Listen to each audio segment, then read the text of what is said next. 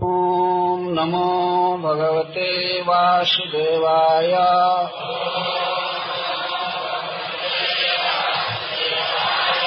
ओम नमो भगवते वासुदेवाय।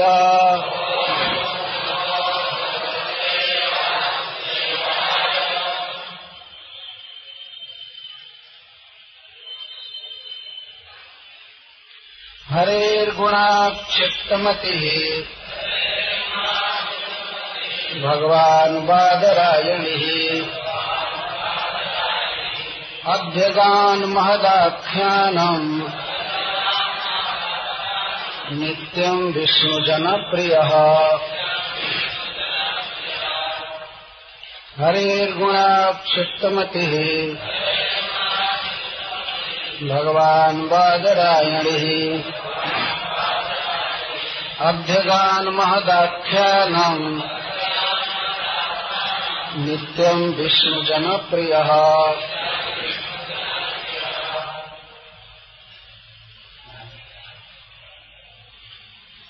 हरे सर्वाकर्षक हरि के गुणाक्षिप्तमति है, गुणों द्वारा आकृष्ट मति भगवान बादरायणी है। भगवत भक्ति में आसक्त बादरायण पुत्र सुखदेव अभ्यगात अध्ययन किए महद आख्यानम इस महान ग्रंथ का नित्यम सर्वदा विष्णु जनप्रिय। भगवान विष्णु के जन जिन्हें अति प्रिय हैं अथवा जो भक्तों के प्रिय हैं।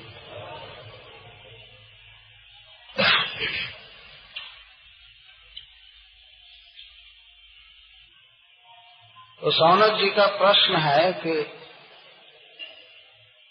सुखदेव गोस्वामी क्यों भागवत पढ़े, भक्ति क्यों करते हैं।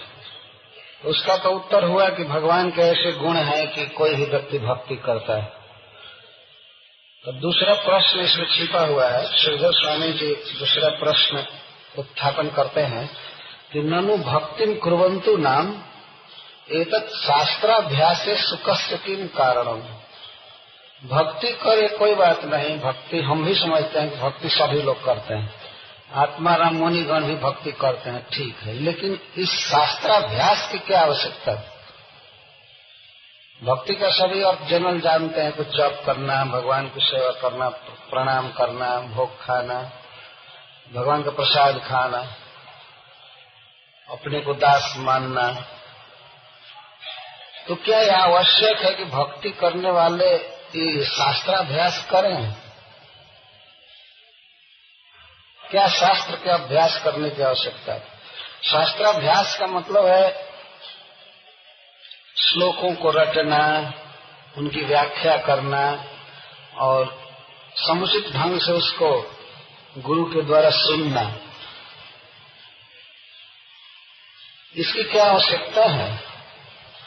तो इस दूसरे प्रश्न का उत्तर इस श्लोक में देते हैं कि हरे है गुणाक्षिप्त मति ही भगवान बादरायणी अभ्यगान महदाख्यानम नित्यम विष्णु जनप्रिय। नित्यम विष्णु जनप्रिय भगवान बादरायणी हरे गुणाक्षिप्त मति सन इदम महदाख्यानम अभ्यगात। सुखदेव गोस्वामी नित्यम विष्णु जनप्रिय है। विष्णु के जन उनको बहुत प्रिय लगते हैं। सुखदेव जी का स्वभाव है, विशेष करके वे कथा के व्याख्यान आदि द्वारा भक्तों का संग चाहते हैं। दो तरह से, जब भक्त व्याख्यान करें तो उनसे मिलने का अवसर प्राप्त हो, या वे व्याख्यान करें तो भक्तों से बैठने का, उनसे मिलने का अवसर प्राप्त हो। इस संसार में हम लोग देखते हैं प्रत्येक व्यक्ति का कोई न कोई अपना प्रिय समाज होता है। और जो ही घर गृहस्थी के काम से छुट्टी मिलती है बस अपनी कंपनी में हाजिर हो जाता है। उसे वह समाज बहुत प्रिय लगता है। कभी कभी तो माता पिता को बड़ी चिंता होती है, रोकते हैं कि क्यों चला जाता है ऐसे समाज में, क्योंकि नित्यम तत्समाज प्रिय है। वही समाज उसको प्रिय है, वहाँ उसको अपने मन की बात कहेगा और अपने मन के अनुकूल बात सुनेगा, फिर मंत्रणा होगी, उसके अनुसार कुछ कार्य करेंगे, घूमेंगे फिरेंगे, जो भी करना है।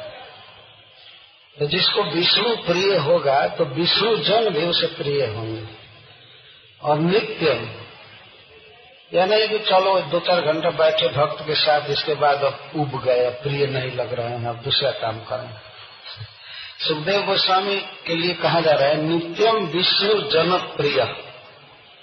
विष्णु जन प्रिय यस्य, विष्णु के जन जिसे प्रिय, वैष्णव जिसे प्रिय। सुखदेव जी हमेशा चाहते थे कि हम वैष्णवों के साथ बैठें, उनसे भगवान की वार्ता करें, सुने, उनके साथ रहें, यही उनकी इच्छा रहती थी। और वैष्णव जन भी हमेशा चाहते थे कि हमें सुखदेव गोस्वामी का संग मिले, उनके साथ बैठें, भगवान की बात करें। और सर्वदा इसको विष्णु जन प्रिय कहोगे। और नित्य सुख गोस्वामी देख चुके हैं अपनी आंख से कि वैष्णव जन कितना प्रिय है सुखदेव गोस्वामी के लिए, और सुखदेव गोस्वामी कितना प्रिय है वैष्णवों के लिए। ये उनके साथ रहे हैं, कथा भी 7 दिन सुने जब परीक्षित महाराज को उपदेश कर रहे, कथा सुना रहे। और सुखदेव गोस्वामी के शिष्य भी हैं, डायरेक्ट शिष्य हैं, भगवान वेदव्यास देव के भी शिष्य हैं, सुखदेव गोस्वामी के शिष्य हैं, और भी मुनियों के शिष्य हैं सूत गोस्वामी, बहुत बड़े क्वालिफाइड व्यक्ति। भागवत के प्रारंभ में ही इनके गुणों का वर्णन किए हैं शौनकादि ऋषि लोग कि आप कितना पढ़े हैं, कितनी व्याख्या किए हैं, क्या क्या जानते हैं। यहाँ तक कहते हैं कि सब मिलाकर जो मुनि जो कुछ जानते हैं आप सब जानते हैं अकेले।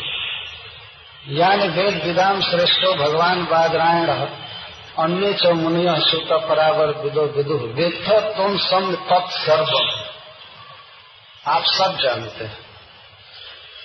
वो लोग तो मुनि लोग तो एक एक विभाग जानते हैं, ये जानते हैं, कोई वो जानते, आप सब जानते हैं।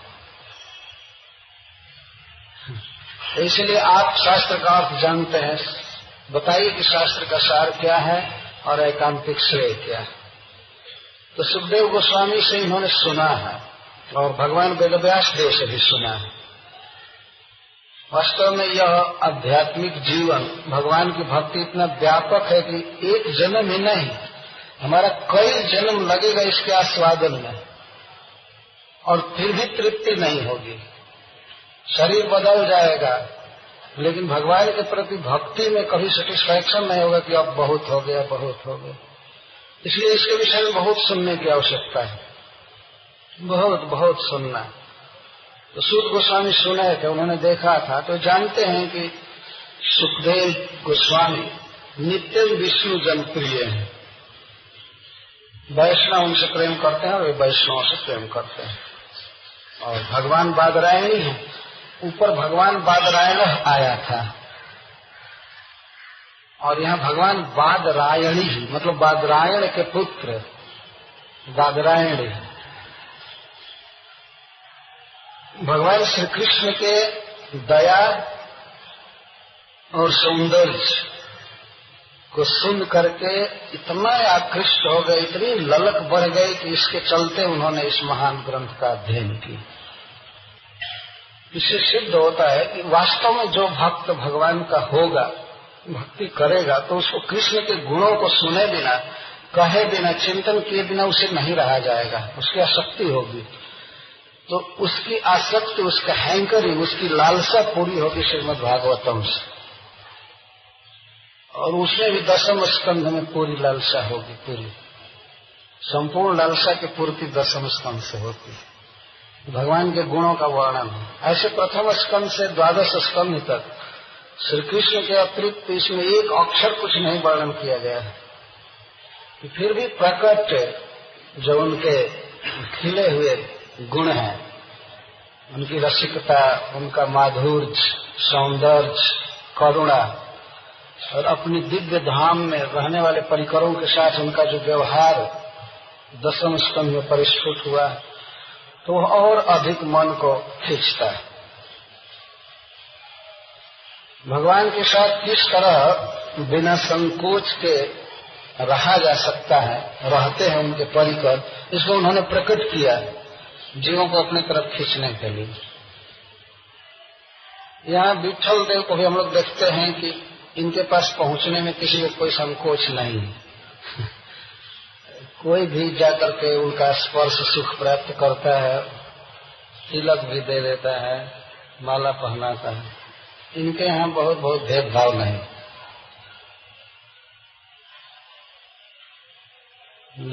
तो इस तरह से ब्रज की जो लीला है, और वास्तव में भगवान सर्वसुलभ है, लेकिन परिकरों के व्यवहार से उसको उन्होंने प्रकट किया कि देखो मैं इस तरह सुलभ हूँ।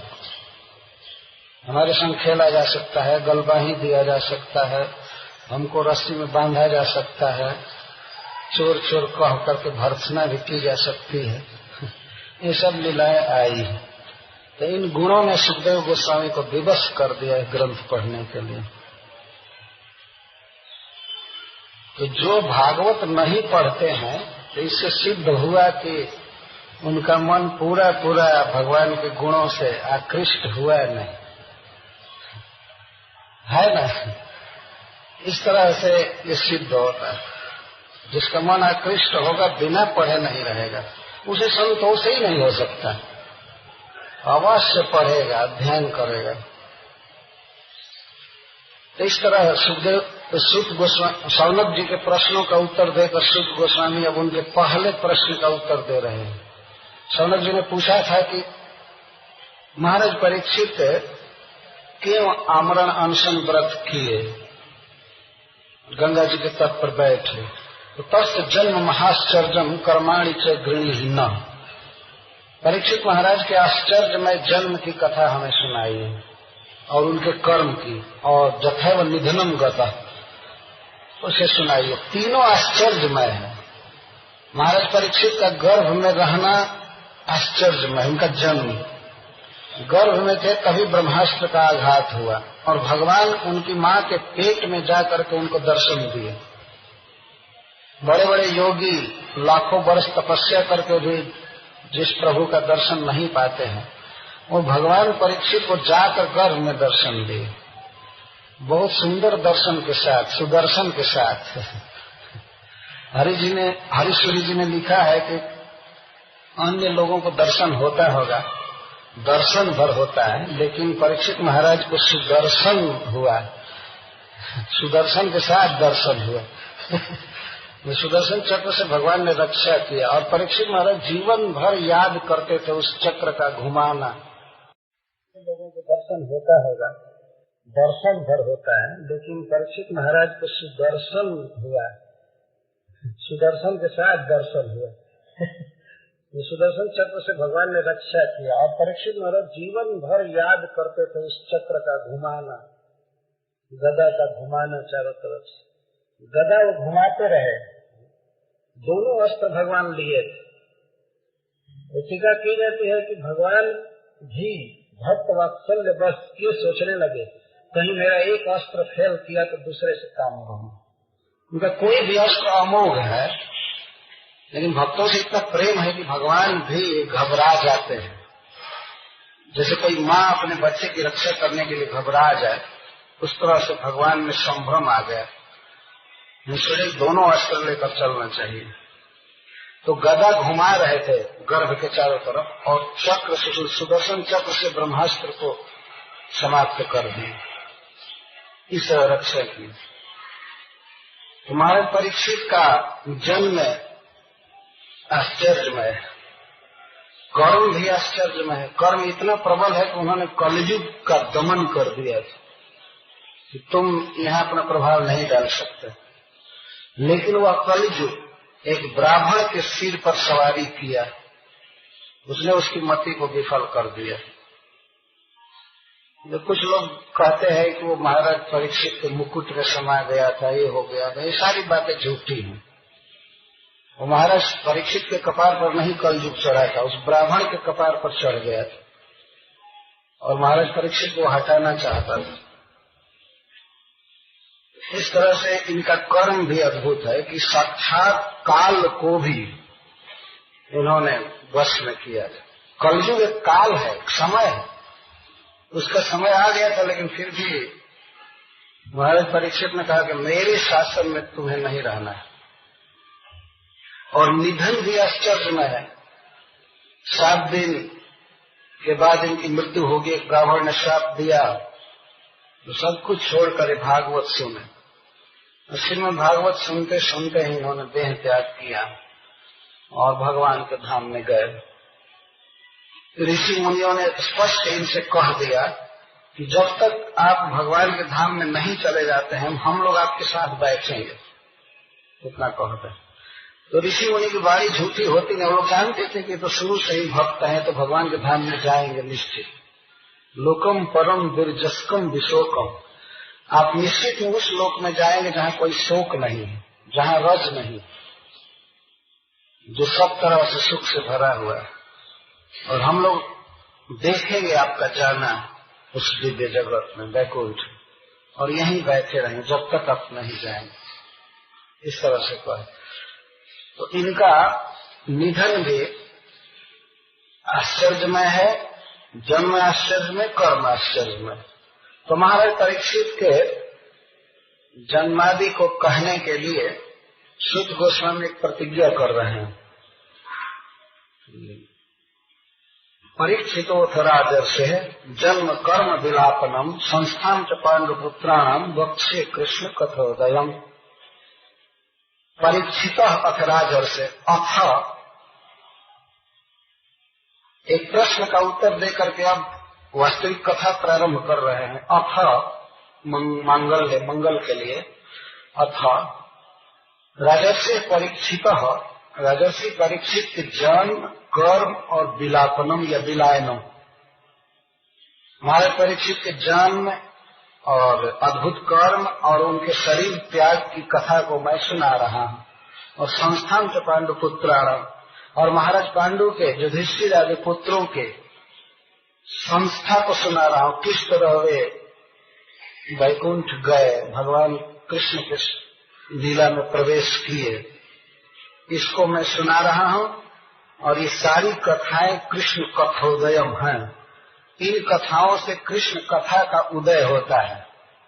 मतलब परीक्षित महाराज का संबंध कृष्ण से है और पांडु पुत्रों का संबंध कृष्ण से है, इसलिए इनकी कथा आएगी तो उससे अनेक कृष्ण कथाएं निकलेंगी।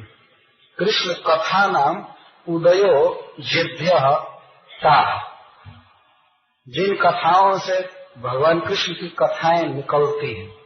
उद्गम स्थान पांडु पुत्रों की जो कथा है, युधिष्ठिर अर्जुन आदि की,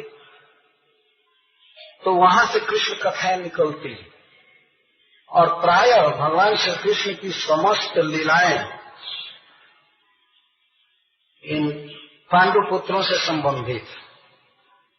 दशम स्कंद के उत्तरार्ध में जब हम लोग प्रवेश करते हैं, तो पूर्वार्ध में भी तो हम लोग देखते हैं कि भगवान का पांडु पुत्रों से, पांडवों से बहुत घनिष्ठ संबंध है।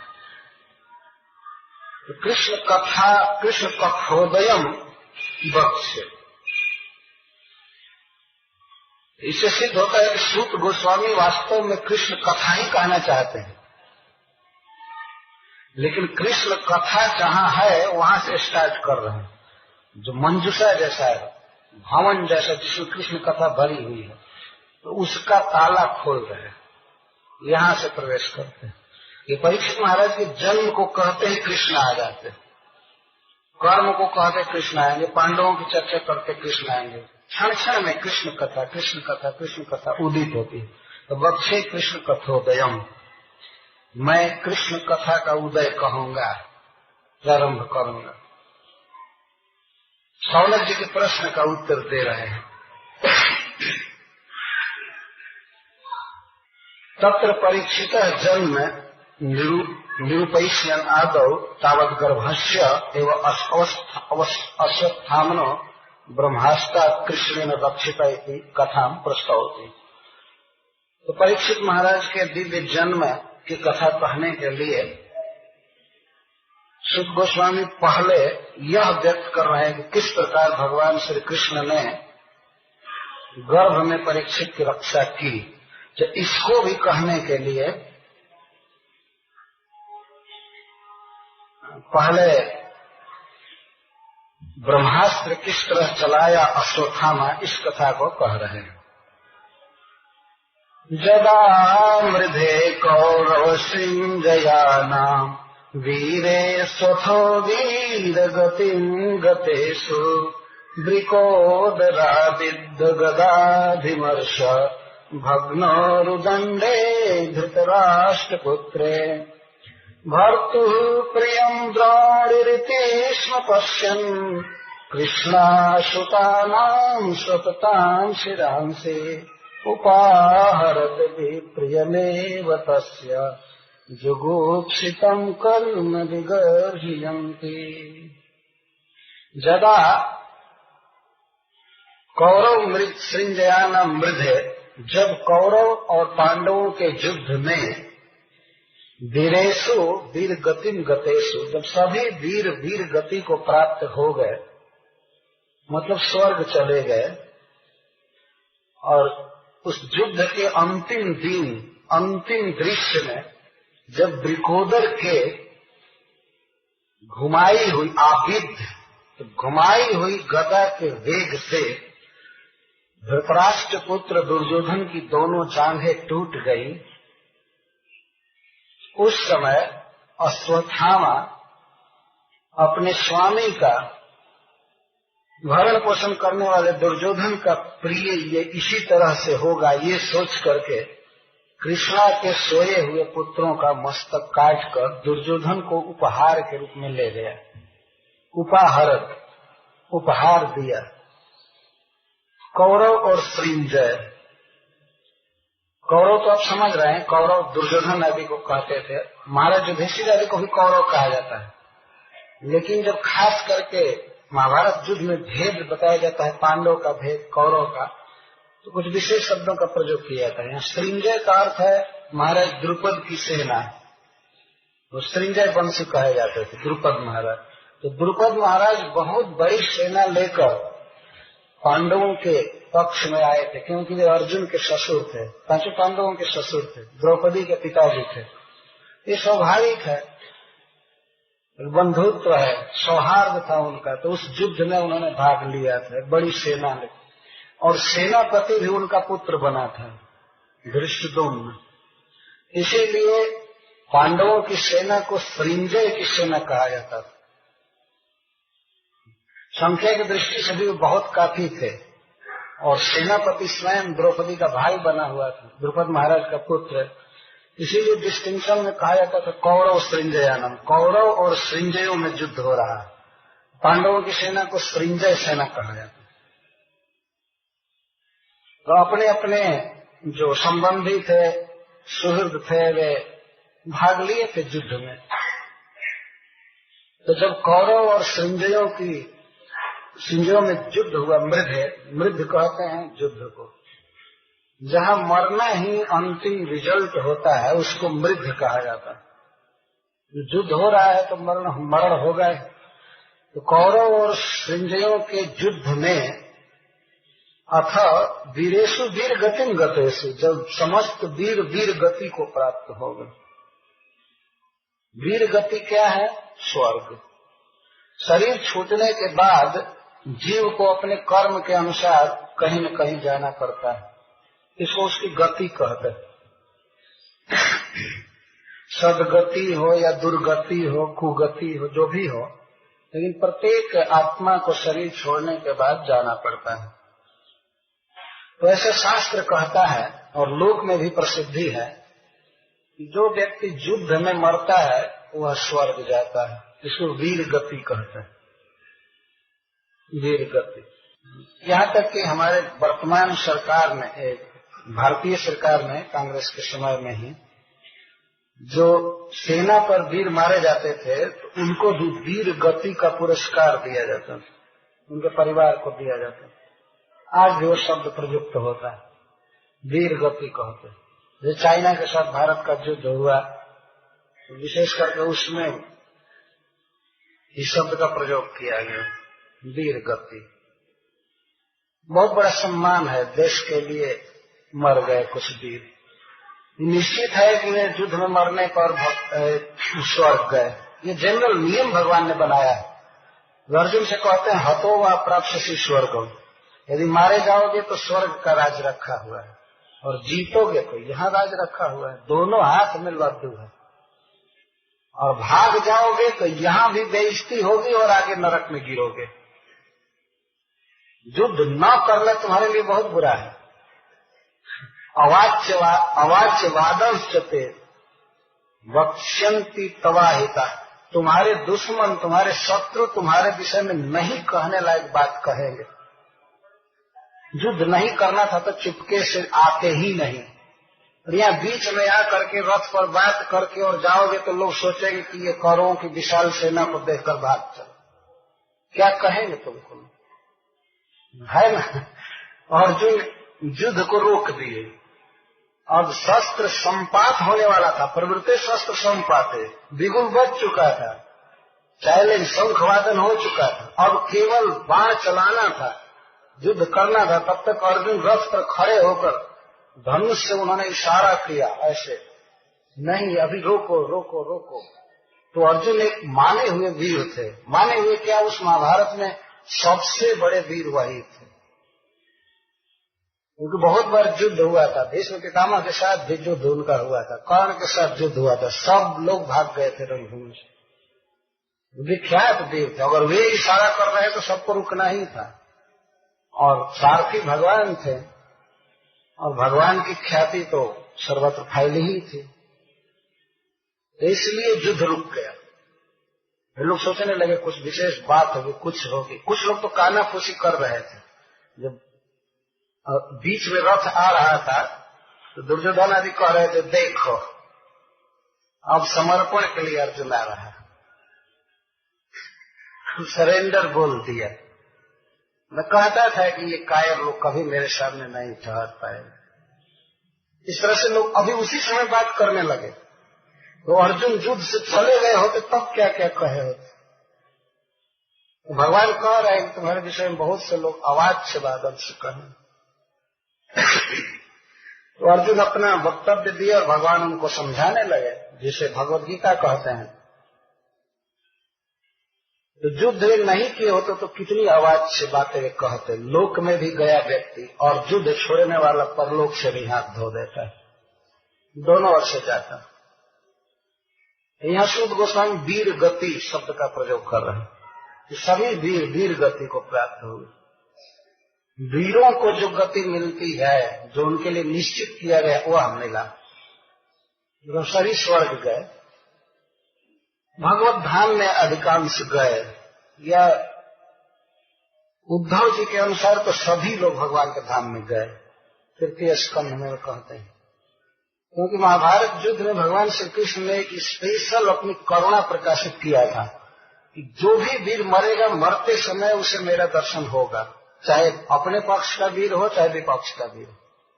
कि भगवान की दृष्टि में तो कोई अपना पराया है नहीं, वो तो सबके हैं।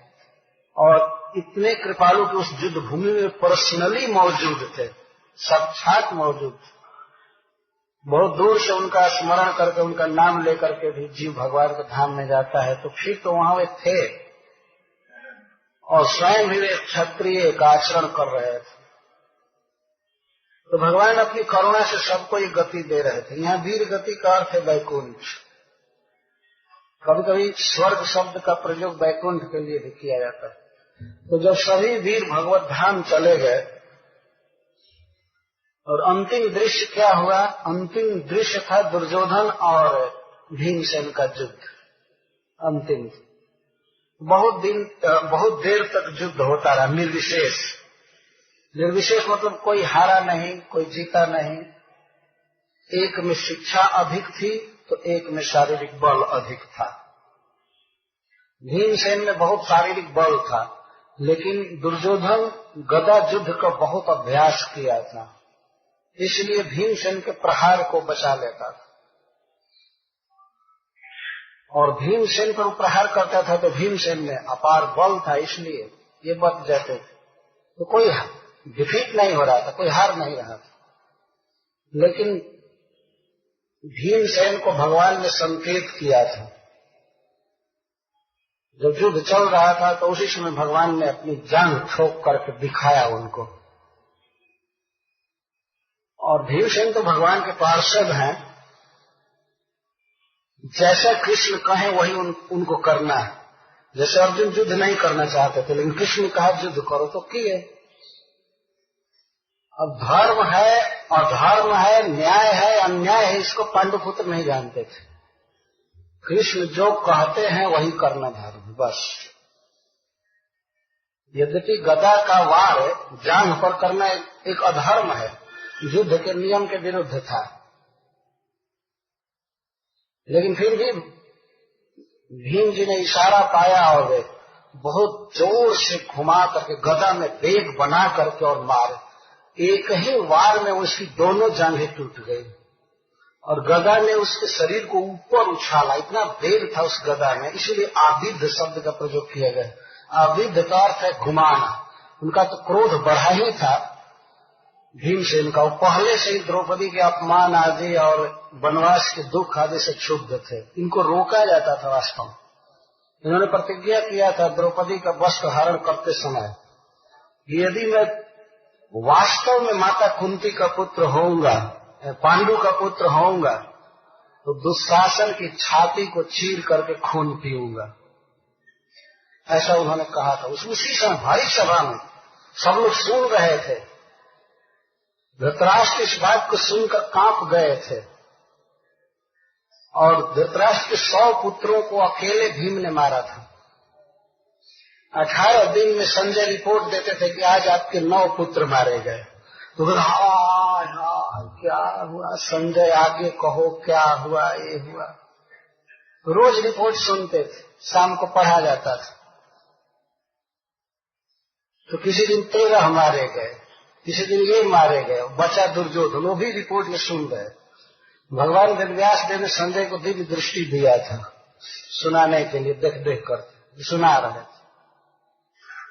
तो भीमसेन वनवास का कष्ट देखे थे अपने भाइयों का।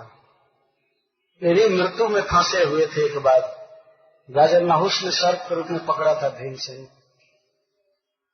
तो सबसे ज्यादा इनके चित्त पर असर था अपनी पत्नी का अपमान। उसको ये कभी नहीं भूल पाए। तो दुर्योधन को इन्होंने मारा तो बहुत वेग बनाकर गदा में मारा और उसी समय दोनों जांघ टूट गए। दुर्योधन ऊपर उछल करके और गिरा धड़ाम से। उस समय युद्ध चल रहा था और भगवान बलराम जी भी आ गए थे उस समय। और गदा युद्ध सीखा था दुर्योधन श्री बलराम जी से। बलराम जी का शिष्य थे। तो अपने शिष्य की ये दुर्दशा देख करके श्री बलराम जी भीमसेन को मारने के लिए चल दिए कि तुमने युद्ध के नियमों का उल्लंघन क्यों किया। और भगवान के सामने तो भीमसेन कुछ भी नहीं है। जैसे सूर्य के सामने जुगनू कुछ नहीं है, वैसे बलराम जी के सामने भीम तो कुछ भी नहीं। मारने के लिए चल दिए। फिर भगवान पैर पर गिर पड़े कि आप थोड़ा सोच लीजिए, थोड़ा विचार कीजिए, ऐसा काम मत कीजिए। रोकने लगे। ऐसा था कि ये भीमसेन जो मारे हैं तो अपनी प्रतिज्ञा पूरी करने के लिए मारे हैं।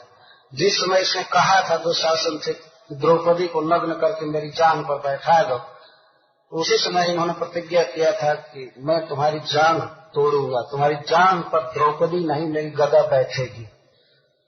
तो प्रतिज्ञा पूरी करने के लिए इन्होंने मारा है। इनका कोई अपराध नहीं है। तो मतलब इन लोगों के दुष्कर्म की भगवान याद दिला रहे थे, इसलिए बलराम जी स्मूथ हो जाए। आज आ जाएगी बात ना हो, द्रौपदी को नग्न कर रहे थे लोग, तब ठीक किया। ऐसा आ जाता है व्यक्ति के मन में। भगवान को भी समझाना पड़ता है। और वो तीर्थ यात्रा से लौटे थे, ये दोनों पक्ष में युद्ध हो रहा था, तो होने वाला था, तो बलराम जी सोचे कि दुर्योधन मेरा शिष्य है, वो भी, और रोहिणी जी हस्तिनापुर की थी, इनकी माँ, तो बहुत घनिष्ठ संबंध था। और इधर कृष्ण से क्या संबंध, कितना घनिष्ठ है, इसको कौन कह सकता है, नहीं। और पांडवों से भी, अर्जुन से भी सबसे प्रेम था, इसीलिए युद्ध नहीं किए कि हम किसी पक्ष से युद्ध नहीं करेंगे। भगवान के साथ भी वही संबंध था, लेकिन भगवान ने सोचा कि जब ऐन मौका आया तो मैं तो अपने भक्तों को छोड़कर भागूंगा नहीं, मुझे तीर्थ यात्रा नहीं करनी है। जब अब तो जरूरत है इसी समय से है, लेकिन फिर भी भगवान ने तटस्थता दिखाया कि मैं हथियार नहीं उठाऊंगा, मैं युद्ध नहीं करूंगा, मैं केवल वचन से, बुद्धि से सहायता मात्र करूंगा। तो अर्जुन ने कहा बस मुझे इसी की जरूरत है, आप मेरे साथ रहें तो मैं 1 सेकंड में तीनों लोगों के देवताओं को मार सकता हूं, फिर ये छोटी सी सेना को मारना कौन बड़ी बात। उन्होंने कहा है महाभारत, आप मेरे साथ रहें। तो भगवान तो साथ दिए अपने भक्तों का, और श्री बलराम जी की तीर्थ यात्रा चल रही थी। अंत में आए तो भीमसेन को मारने के लिए चल दिए, तो भगवान समझाने लगे, और वो भी भगवान ने कहा कि मैत्रेय जी ने इसको शाप दिया था। मैत्रेय जी आए थे समझाने के लिए दुर्योधन को, धृतराष्ट्र महाराज ने बुलाया था इनको, और वेदव्यास देव ने भेजा था। वेदव्यास देव के मित्र हैं मैत्रेय जी, जो भागवत के एक वक्ता है। मैत्रेय जी समझा रहे थे कि बेटा तुम्हें इस तरह पांडवों से वैर नहीं करना चाहिए, उनका राज दे दो, ये कर दो, ये कर दो। तो दुर्योधन ऐसे इन्होंने कह दिया मैत्रेय जी ने कि बहुत बड़ा विनाश हो जाएगा, पांडव भी बहुत बलवान है, कृष्ण उनके साथ हैं, ये। तो ऐसे जान ठोकर कहा अरे देखा जाएगा जो होगा। इतने बड़े ऋषि के सामने इस तरह की गुस्ताखी की, तो उन्होंने शाप दिया, तुम्हारी गदा टूटेगी भीमसेन के, तुम्हारी जांघ टूटेगी भीमसेन के गदा से। तुम जांघ ठोक रहे हो ना, ये जानते थे भीमसेन की प्रतिज्ञा, तो उस प्रतिज्ञा को और इन्होंने रिकन्फर्म कर दिया मैत्रेय जी कि तुम्हारी जांघ टूटे। तो भगवान याद दिला रहे हैं, देखिए मैत्रेय जी ने भी कहा था, भीमसेन ने प्रतिज्ञा किया था, द्रौपदी का अपमान हो रहा था, उसको सह नहीं पाए थे, नहीं पाए, तब कुछ ढीले हो गए भगवान बलराम जी, वो रुक गए। फिर उन्होंने कहा कि ठीक है, तो जो तुमको कराना है कराओ, हम जा रहे हैं द्वारका। बहुत खुश हुए युधिष्ठिर महाराज, भगवान और भीमसेन आदि सब, जब बलराम जी चले गए सब निकाले। और जब पहुंचे तब युधिष्ठिर महाराज और कृष्ण मिलकर बात कर रहे थे, क्या बात है आज अंतिम दिन पहुंचा है, युद्ध में भाग नहीं लेने का उन्होंने प्लान किया था, तो आज क्यों आ गए। आपस में शंका से बातें कर रहे, ये भी भगवान की एक लीला है। वास्तव में कृष्ण और बलराम में कोई भेद नहीं है, वही कृष्ण श्री बलराम जी के रूप में अपने को व्यक्त किए हैं। फिर भी श्री कृष्ण की विशेष करुणा को दिखाने के लिए सब लीला होती है। मैं देखा था, मैंने सुना था, एक व्यक्ति कथा कह रहा था, तो कहे श्री बलराम जी कहते हैं कि तुम पक्षपाती हो, ये हो, वो हो, तुमको इस युद्ध में क्या जरूरत है भाग लेने की। तो भगवान कहते हैं कि जब अपने संबंधियों को सहारा देने का समय आया तो आप तीर्थ यात्रा करने निकल गए, मैं नहीं निकलने वाला, मुझे तो इनके साथ ही रहना। इसमें भगवान की विशेष करुणा झलक रही है। वास्तव में वे यदि महाभारत में नहीं रहे होते तो प्रथम सीन में ही 5 पांडव मर गए होते। इतनी तैयारी थी कौरवों की तरफ से पांडवों को मारने के लिए, उसकी कोई सीमा नहीं थी। एक से एक अस्त्र रखे गए थे, ट्रेनिंग लिया गया था खासकर अर्जुन को मारने के लिए। कई लोगों को ट्रेन किया गया था, देवताओं के अस्त्र प्राप्त हुए थे कि अर्जुन को मारना है, लेकिन अर्जुन के रथ पर कृष्ण थे, कौन मार सकता था उन्हें। तो अंत में भीमसेन के गदा के वेग से अभिमर्श, आघात, अभिघात लिखे हैं श्रीधर स्वामी, अभिमर्श का घात हुआ, बहुत जोर से टूट गई जांघ। भग्न उरुदंडे, जिसकी जांघ दोनों टूट गई। तो उस समय दुर्योधन अब कहीं जा नहीं सकता था। वही व्यक्ति जो चक्रवर्ती राजा था, तो उसके मरने से पहले उसकी सारी सेना मर गई, सारे भाई मर गए थे, 99 भाई मर चुके थे और वह अंत में मारा गया। उसकी सेना में 3 व्यक्ति बच रहे थे, कृपाचार्य, अश्वत्थामा और कृतवर्मा, ये 3 बच रहे थे। तो दिन के समय तीनों भाग गए थे। जब शाम हुई, कुछ अंधकार हो गया, कोई दिखाई नहीं पड़ता था, तब ये लोग आए दुर्योधन के पास। दुर्योधन जी रहा था, अभी प्यास से छटपटा रहा था, जांघें टूट गई थी, हाहाकार कर रहा था, रो रहा था। तो ऐसा सम्राट जिसको आज पानी देने के लिए कोई नहीं, पानी के लिए छटपटा रहा था। तो अंत में यही अश्वत्थामा उसको तरकस में पानी भर करके ला करके पिलाया, जिसमें बाण रखा जाता है उस समय ला करके पानी पिलाया। और अपने स्वामी की जिस दशा को देख करके क्रोध और शोक दोनों हो रहा था अश्वत्थामा। अश्वत्थामा के पिता का नाम था द्रोणाचार्य। द्रोणाचार्य का पालन और अश्वत्थामा का पालन दुर्योधन ने बड़े स्नेह से किया, बहुत अच्छी तरह से। तो आदमी किसी का खाता है, किसी के द्वारा पाला जाता है, तो वह उसके प्रति आभारी होता है, वो ऋण होता है उस पर। ये तीनों रोने लगे, कृपाचार्य, कृतवर्मा और अश्वत्थामा, दुर्योधन की ये दशा देख करके। तो जिसके हजारों सेवक थे, इतने बड़े सेना का नायक था, राजा था, 100 भाई जिसके, आज ये दशा हो गई। कोई पानी देने वाला नहीं, ये करने वाला, वो करने वाला नहीं। और पांडवों की एक औक्षाणी सेना बची हुई थी अभी, एक औक्षाणी सेना, 7 औक्षाणी सेना थी पांडवों की, 6 औक्षाणी मारी गई थी और एक औक्षाणी बची हुई थी। पांडवों की पूरी, कौरवों की पूरी साफ हो गई थी, पांडवों की एक औक्षाणी बची हुई थी। और एक औक्षाणी वो सेना किसकी बची हुई थी? द्रुपद महाराज की। वो इतने बड़े वीर थे कि वे मारे नहीं गए थे। द्रुपद महाराज मर गए थे, लेकिन पांडवों का सेनापति धृष्टद्युम्न 18 दिन रह गया। और कौरवों में कितने लोग बदलते गए। 10 दिन तक भीष्म पितामह रहे, 5 दिन द्रोणाचार्य रहे, 2 दिन कर्ण रहे और 1 दिन शल्य रहे। अश्वत्थामा भी बना था कुछ घंटे के लिए। जैसे जब भारत में प्राइम मिनिस्टर बनते हैं, कोई कोई बहुत थोड़े दिन में रिटायर हो जाते बहुत काल तक नहीं रहा। लेकिन धृष्टद्युम्न इतना बड़ा वीर था, पांडवों के सेना का कमांडर रहा 18 दिन और विजयी हुआ। तो जब विजय श्री मिल गई तो 18 दिन तक युद्ध की थकावट थी वीरों को।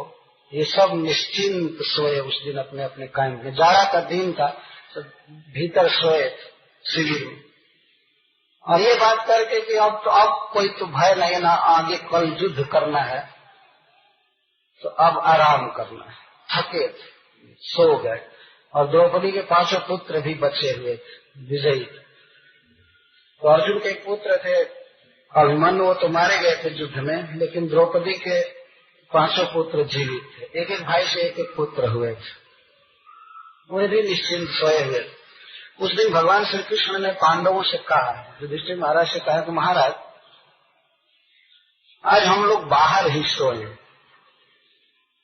एक वृक्ष के नीचे भगवान ले गए पांडवों को। सात्यकी थे भगवान के बड़ी गार्ड, वो सर्वदा कृष्ण के साथ चलते थे। भगवान को कौन मार सकता है, लेकिन उनकी रक्षा करने के लिए सात्यकी चलते थे, और कृष्ण को बुद्धि देने के लिए उद्धव जी चलते थे। ये भगवान के लीला की शोभा है। ये दोनों हमेशा साथ में चलते थे, सर्वदा कृष्ण के साथ चलते थे। ये भगवान को कौन मार सकता है, लेकिन उनकी रक्षा करने के लिए सात्यकी चलते थे, और कृष्ण को बुद्धि देने के लिए उद्धव जी चलते थे। ये भगवान के लीला की शोभा है। ये दोनों हमेशा साथ में चलते थे। जहाँ कृष्ण की बुद्धि काम नहीं करती थी तो उद्धव जी बुद्धि देते थे और कृष्ण की रक्षा करते थे सात्यकी, जो अर्जुन के शिष्य थे। तो सात्यकी जी युद्ध में भाग लिए थे, वे भी बचे थे महाभारत में। तो उनके साथ और 5 पांडवों के साथ भगवान कुछ कह चले, आज वृक्ष के नीचे हम लोगों को गुप्त मंत्रणा करनी है और वहीं रह जाएंगे, बाकी लोगों को सोने दीजिए। कृष्ण की जो भी इच्छा थी कि ये सब लोग भी वीर गति को प्राप्त हों, तो सब हमारे धाम में गए तो ये लोग केवल यहाँ रहेंगे। जो भी हो, अंतिम तो उनकी इच्छा ही मानी जाएगी। तो दुर्योधन से परामर्श करके जब वे लोग बैठे थे, थोड़ी सी रात हुई, तब तक कुछ आवाज आने लगी। कृपाचार्य, अश्वत्थामा और कृतवर्मा, तो ये लोग भाग गए दुर्योधन के पास से। दुर्योधन के पास से भाग गए, कोई आएगा देखने के लिए, हमें पकड़ लेगा, ये करेगा वो करेगा, युद्ध के लिए ललकारेगा। ये लोग भाग गए और जाकर पास में ही वन था, एक वृक्ष के नीचे लोग बैठे। तीनों 18 दिन का युद्ध किए थे और बचे थे एक पक्ष से। तो तीनों के मन में दुर्योधन की दुर्दशा का बड़ा असर हो गया। दुर्योधन जो रो रहा था और खास करके ये कह रहा था कि भीम ने मुझे इस तरह से मारा है। कभी दुर्योधन आशा नहीं कर सकता था कि मेरी दुर्दशा ऐसे होगी, क्योंकि उसे अपने माँ का भी आशीर्वाद, और वो निश्चिंत था कि मैं बहुत अभ्यास किया। लेकिन जब वह रो रो कर भीम की दुष्टता को कहने लगा, तो इसका बहुत बड़ा प्रभाव उन वीरों पर हुआ। भीमसेन दुर्योधन को मारने के बाद, गदा से मारने के बाद जाकर पैर से मारे सिर पर, इतना उन्हें क्रोध आ रहा था। और भगवान इशारा कर रहे हैं, ठीक है मारो। एक चक्रवर्ती राजा के मस्तक पर पैर से मारना बहुत बड़ी बात थी, लेकिन भगवान की शक्ति थे। भीमसेन भगवान के पार्षद थे, भगवान के इशारे पर कुछ भी करते थे। कहते थे द्रौपदी को जान पर बैठाएगा ना, यही द्रौपदी बैठी, गदा दिखाकर कह रहे, दुष्ट कहीं के नीच, दूसरे की स्त्री को तुम अपनी स्त्री बनाना चाहते थे, तब वो मस्तक पर मारे लात से। जबकि उस समय कृष्ण के अलावा सब लोग कहने लगे ये अनुचित है, अनुचित। युधिष्ठिर महाराज भी कहने लगे ये क्या क्या कर रहे हैं, क्यों ऐसा कर रहे हैं। भगवान श्री कृष्ण को गाली देने लगा दुर्योधन, कहने लगा मैं जानता हूं तुम्हारे इशारे से सब कर रहा है सब कुछ है। ये युधिष्ठिर महाराज नहीं कर रहे थे, निंदा कर रहे थे भीम की, लेकिन भगवान श्री कृष्ण हंस रहे थे, ठीक है। तो इस दुर्दशा को, इस कांड को दुर्योधन सुनाया अश्वत्थामा से और कृपाचार्य से, कृतवर्मा से। इतना अमर्ष हुआ इसको, अश्वत्थामा को। तो तुम तीनों मीटिंग कर रहे थे, क्या करें कि अपने स्वामी दुर्योधन का बदला चुका लें हम लोग। रात्रि का समय था, तो लोग जिस वृक्ष के नीचे बैठे थे उस वृक्ष पर कौवे रहते थे। कौवा तो कौवे को दिन में दिखाई नहीं, रात में दिखाई नहीं पड़ता है बिल्कुल। और तब तक एक उल्लू आया। उल्लू समझते हैं ना, उल्लू के संस्कृत में कहते हैं उरुआ, हम लोग कहते हैं इसको। उल्लू का आया बहुत बड़ा और कौवों पर आघात किया, ऊपर से आक्रमण किया, मार करके नोच करके किसी कौवे को नीचे फेंका, किसी को कुछ ये किया वो किया। यह दृश्य जो था इन तीनों को प्रेरणा दिया कि सोए हुए हजारों व्यक्ति को एक व्यक्ति जगा हुआ मार सकता है। ये प्रेरणा मिल गई इन तीनों को, और कहे कि क्यों नहीं पांडवों की बची हुई सेना को आज खत्म कर दिया जाए, वो तो सोए हैं, सब लोग सोए हैं निश्चिंत, और हम लोग 3 आदमी मारना चालू करेंगे। एक व्यक्ति भीतर प्रवेश करेगा और 2 गेट पर रहेंगे, जो निकलेंगे उनको मारते जाएंगे। अगर कोई जग जाएंगे भीतर मारने में, भागेंगे तो उनको गेट पर 2 आदमी मारेंगे, कृतवर्मा और कृपाचार्य। ये सोच हम मारेंगे। और अश्वत्थामा कहा ठीक है मैं भीतर प्रवेश करके मारूंगा।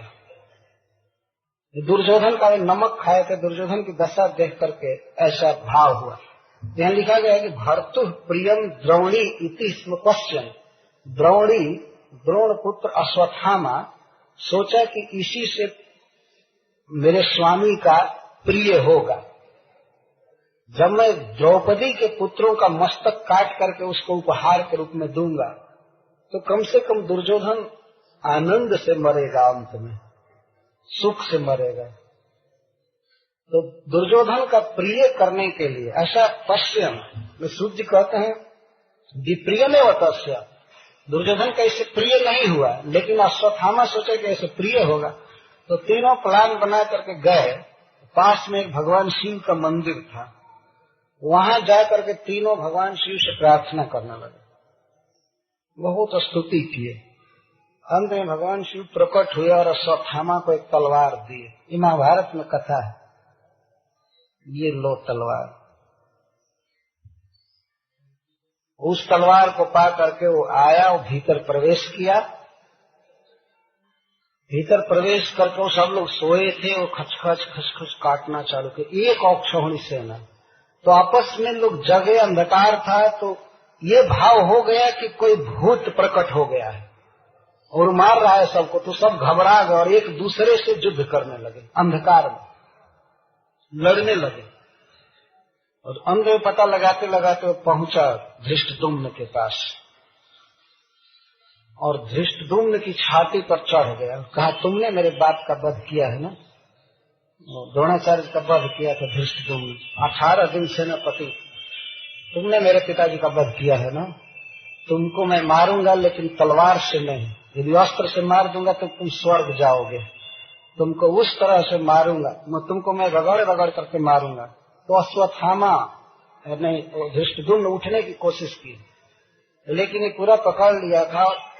उनका केश पकड़ करके और एक फर्श पर रगड़ने लगा जोर से, और इस तरह से मारा धृष्टद्युम्न को। इसके बाद और लोगों को मारा, और द्रौपदी के 5 पुत्र जो एक लाइन में सो रहे उनको काट काट करके और 5 सिर ले लिया, कपड़े में बांध दिया, दुर्योधन को दिखाने के लिए कि इससे उसका प्रिय होगा। तो ले गया। भर्तु प्रियम द्रोणीरितिस्म पश्यन् कृष्णा सुतानम स्वपताम शिरांस। कृष्णा सुतानम, द्रौपदी का नाम है कृष्णा। कृष्णा सुतानम स्वपताम, कृष्णा के जो पुत्र सोए थे, सोए हुए बच्चों का मस्तक काट कर ले गया। वे उस समय प्राय सभी पुत्र 16, 17, 18 वर्ष के थे, बिल्कुल किशोर अवस्था। ले गया काट करके मस्तक। शिरांसी उपाहरत, सिर का उपहार दिया, और बहुत घनी रजनी थी। एकादशी के दिन युद्ध चालू हुआ था, अगहन गीता जयंती के दिन। तो 18 दिन के बाद तो लगभग बिल्कुल अमावस्या निकट थी, है ना। पौष की अमावस्या 1-2 दिन बाकी रही हो। रात भर अंधकार, घना अंधकार, जाड़े का दिन। तो अश्वत्थामा ले गया मस्तक, 5 मस्तक। दुर्योधन जहाँ छटपटा रहा था, रो रहा था, ये रात्रि में कहता है स्वामी स्वामी। दुर्योधन कहता है कौन हो कौन हो, मैं आपका दास अश्वत्थामा हूँ, और मैं आपका बहुत प्रिय कार्य किया हूँ, बहुत प्रिय कार्य किया हूँ। तो अश्वत्थामा पूछता है क्या किए हो क्या किए हो। तो ये झूठ बोला है, कहा कि मैं पांडवों का मस्तक काट कर लाया, 5 भाइयों का, उनके पुत्रों का मस्तक नहीं कहा। कहा कि मैं पांडवों का मस्तक काट कर लाया हूं,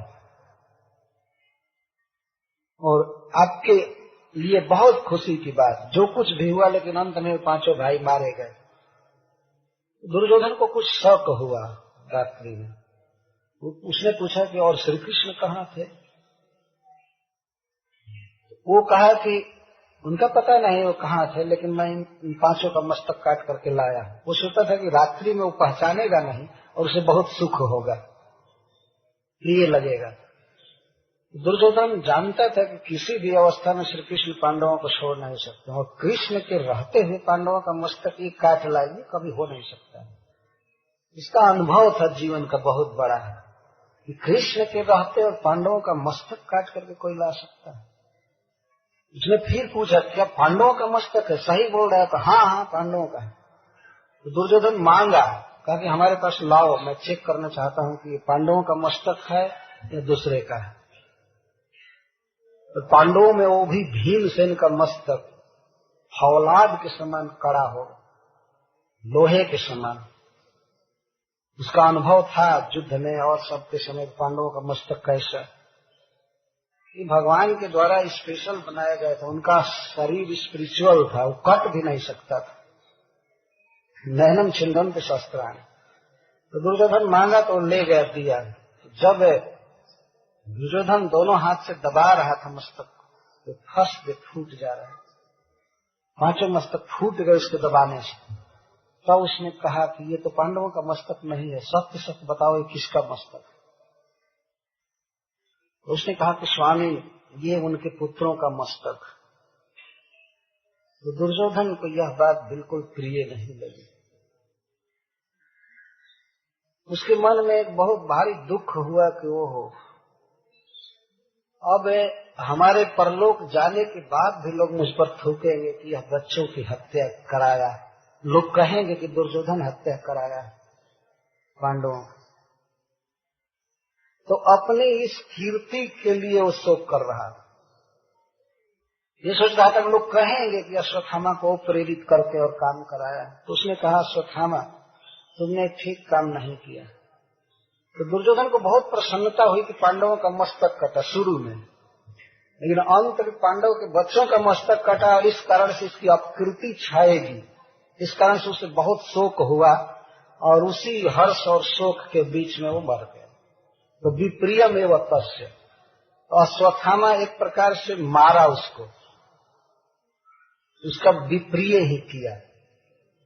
दुर्योधन को यह साफ था कि जिस समय हर्ष और शोक एक साथ उसके मन में उठेंगे उसी समय वो मरेगा। तो इस कारण से उसकी मृत्यु में भी कारण बना। मारा भीमसेन ने, लेकिन अंतिम अगर केस हो तो अश्वत्थामा को ही माना जाएगा कि इसके चलते मरा है। तो विप्रिय हुआ। ये बेचारा किया अपनी ओर से कि मैं दुर्योधन का हित करूंगा, प्रिय करूंगा, लेकिन हो गया उल्टा। दुर्योधन पांडवों के स्नेह के कारण दुखी नहीं हुआ। बच्चों का मस्तक काटा गया इसके लिए दुखी नहीं हुआ। जुगुप्सितम कर्म बिगर है अंति, यहाँ लिखा गया है। लोग जुगुप्सित नीच कर्म की निंदा करते हैं, इसलिए लोग निंदा करेंगे, मेरी इस बात का उसे दुख हुआ। इसके लिए दुख हुआ। यह भी उसकी एक नीचता है वास्तव। पांडवों से स्नेह नहीं, तो वो मर गया। दूसरे दिन सवेरे प्रातः काल बिल्कुल माता द्रौपदी को पता चला कि हमारे पांचों पुत्र मारे गए। तो द्रौपदी बहुत कष्ट भोगी थी अपने पतियों के साथ, वन में भी साथ गई थी। और जो प्रसिद्ध घटना है कि सभा में इसको अपमानित किया गया और भगवान ने इसकी रक्षा किया, वो तो है ही, लेकिन 13 वर्षों तक यह बहुत कष्ट में रहे। अज्ञात वर्ष के समय द्रौपदी पर बहुत आक्रमण भी किए गए, रैपिंग हुआ। तो उसमें जो लोग किए इसके साथ छेड़खानी में सब मारे गए भीम द्वारा, लेकिन बेचारी को दासी का काम करना पड़ता था। जिसके यहाँ विराट जैसे राजा दास थे, जब यह महाराज युधिष्ठिर की रानी थी हस्तिनापुर में, इंद्रप्रस्थ में, तो बड़े बड़े राजा ला करके उपहार देते थे। द्रौपदी एक महारानी थी, लेकिन वह बेचारी वनवास में अपने पतियों के साथ कष्ट भोगी थी और इतना बड़ा युद्ध झेलना पड़ा। युद्ध के बाद भी उसके 5 पुत्र बचे हुए थे, तो द्रौपदी के लिए बहुत भारी आश्वासन था। हमारे एक एक पति के अंश हमारे पास हैं, लेकिन माता शिशु नाम निधनम सुताना निशम्न घोरम पर तप्यमाना। जो द्रौपदी ने सुना कि हमारे 5 पुत्र काट दिए गए रात्रि में, घोरम, इस घोर संवाद को सुन करके परितप्यमाना, बहुत दुखी हो गए, छाती पीट पीट करके रोने लगी। तो और पांडव भी दुखी थे, वे सब रो रहे थे, लेकिन द्रौपदी बहुत रो रही थी। तो कोई माता ही इस बात को समझ सकती है कि कितना दुख होगा पुत्र के बिछोह में, पुत्र नहीं रहने पर। और इतने कष्ट के बाद ये पुत्र हुए थे और वे सब मारे गए। इसीलिए सबसे पहले सूत गोस्वामी माता शब्द का प्रयोग कर रहे हैं इस श्लोक में। माता शिशु नाम निधनम सुताना। जब द्रौपदी ने, उन बच्चों की मां ने सुना कि हमारे पुत्र मारे गए, परितप्यमाना, बहुत दुखी हुई, विलाप करने लगी। तदा रुरद वाष्प कला कुलाक्षी, उसमें वो रो रही थी और आंखों से आंसुओं की धारा गिर रही थी। वाष्प कला कुलाक्षी, बहुत रो रहे थे, किसी तरह से भी समझाने से उसके आंसू नहीं सूख रहे थे। भगवान श्री कृष्ण वहां उपस्थित थे, सप्तकी जी थे, पांचों पांडव, और वो इस तरह से बिलख रहे थे, रो रहे थे, बहुत बारंबार अपने पुत्रों के गुण गा गा करके विलाप कर रही थी। विलाप में महाभारत में लिखा गया सोच है कि बेटा मैं यह सोची थी कि तुम्हारे लिए मैं ये करूंगी, वो करूंगी, ऐसा करूंगी। तो उनके गुण, उनके रूप आदि का स्मरण करके वो रो रही थी। तो उस समय द्रौपदी को सांत्वना देते हुए अर्जुन कुछ बोले। पत्नी को सांत्वना देना पति का धर्म है। यद्यपि वह सांत्वना में नहीं आई, लेकिन फिर भी वे सांत्वना दिए। सांत्वना उस घटना के अनुकूल बोल रहे हैं, उसे द्रौपदी को सांत्वना नहीं हुई। और अर्जुन ने जो कुछ कह रहे थे, वास्तव में वो अश्वत्थामा के वध के लिए नहीं कह रहे थे, ऊपर से केवल कह रहे थे। उन्होंने कहा कि प्रिय चिंता मत करो, सदा सुचस्ते प्रमृजामि भद्रे, मैं तुमको क्या समझाऊं, मैं तुम्हारा तब आंसू पोंछूंगा, तुम्हारा शोक तब दूर करूंगा कि पुत्रों का मस्तक काटने वाले का मस्तक मैं तुम्हारे पास लाऊंगा और उस मस्तक की चौकी बनाकर उस पर पैर रख करके तुम स्नान करोगे। इन पुत्रों का अग्निदाह करने के बाद, इनका शवदाह करने के बाद तुम उस दुष्ट के मस्तक पर पैर रख करके स्नान करोगे। यही सांत्वना थी। श्लोक में बात प्रसिद्ध है, कोई व्यक्ति इस तरह का कार्य करता है तो विपक्ष सोचता है मैं भी ऐसा करूंगा। जिसने तुम्हारे पुत्रों का मस्तक काटा है उसका मस्तक लाऊंगा। अर्जुन ने यह नहीं कहा कि काट कर लाऊंगा। बोलने में बहुत सावधान थे। अर्जुन कभी भी अपने गुरु को नहीं भूल पाए थे, द्रोणाचार्य को। तो इस तरह की बात उनके मन में आ नहीं सकती थी कि मैं अश्वत्थामा का मस्तक काटूंगा, लेकिन फिर भी समझाने के लिए कह रहे थे। अर्जुन सांत्वना दे रहे थे। तदा सुचस्ते प्रम्रजामि भद्रे जद ब्रह्म बंधो सिर आतताई न, मैं उस आतताई के सिर को जब लाऊंगा, गांडीव विशिख है, गांडीव धनुष से छूटे हुए बाणों द्वारा उसके मस्तक को तुम्हारे पास लाऊंगा। जब आक्रम्य स्नासि दग्ध पुत्रा, अपने पुत्रों को दग्ध करने के बाद तुम उस पर स्नान करोगी, पैर रख करके उसके मस्तक पर स्नान करोगी। उस समय तुम्हारा शोक दूर होगा। मैं क्या समझाऊं। अर्जुन स्वयं ही रो रहे थे, लेकिन एक पत्नी को किस परिस्थिति में किस तरह से समझाना है, इस तरह से इनका भी एक विलाप ही था, ये कोई समझाना नहीं था। जैसे वो रो रही थी तो ऐसे भी रो रहे थे। और मस्तकहीन धड़ पड़े हुए थे। और विकराल, घोरम शब्द का यहाँ पर जो किया, और विकराल लग रहे थे ये घटना। तो अर्जुन ऐसा कह करके और कवच पहने, धनुष उठाए और भगवान श्री कृष्ण से उन्होंने कहा कि अब रथ तैयार कीजिए और अश्वत्थामा के पास चलना। उनको पता लग गया कि अश्वत्थामा मस्तक को काटा। तो अर्जुन चले। सूत जी वर्णन करते हैं, इति प्रियाम बल्गु विचित्र जल्प सशांतयित्वा अचित मित्र शिल्पा अन्वा द्रवत दंसित उग्र धन्वा कपि ध्वजो गुरुपुत्रम रथेन।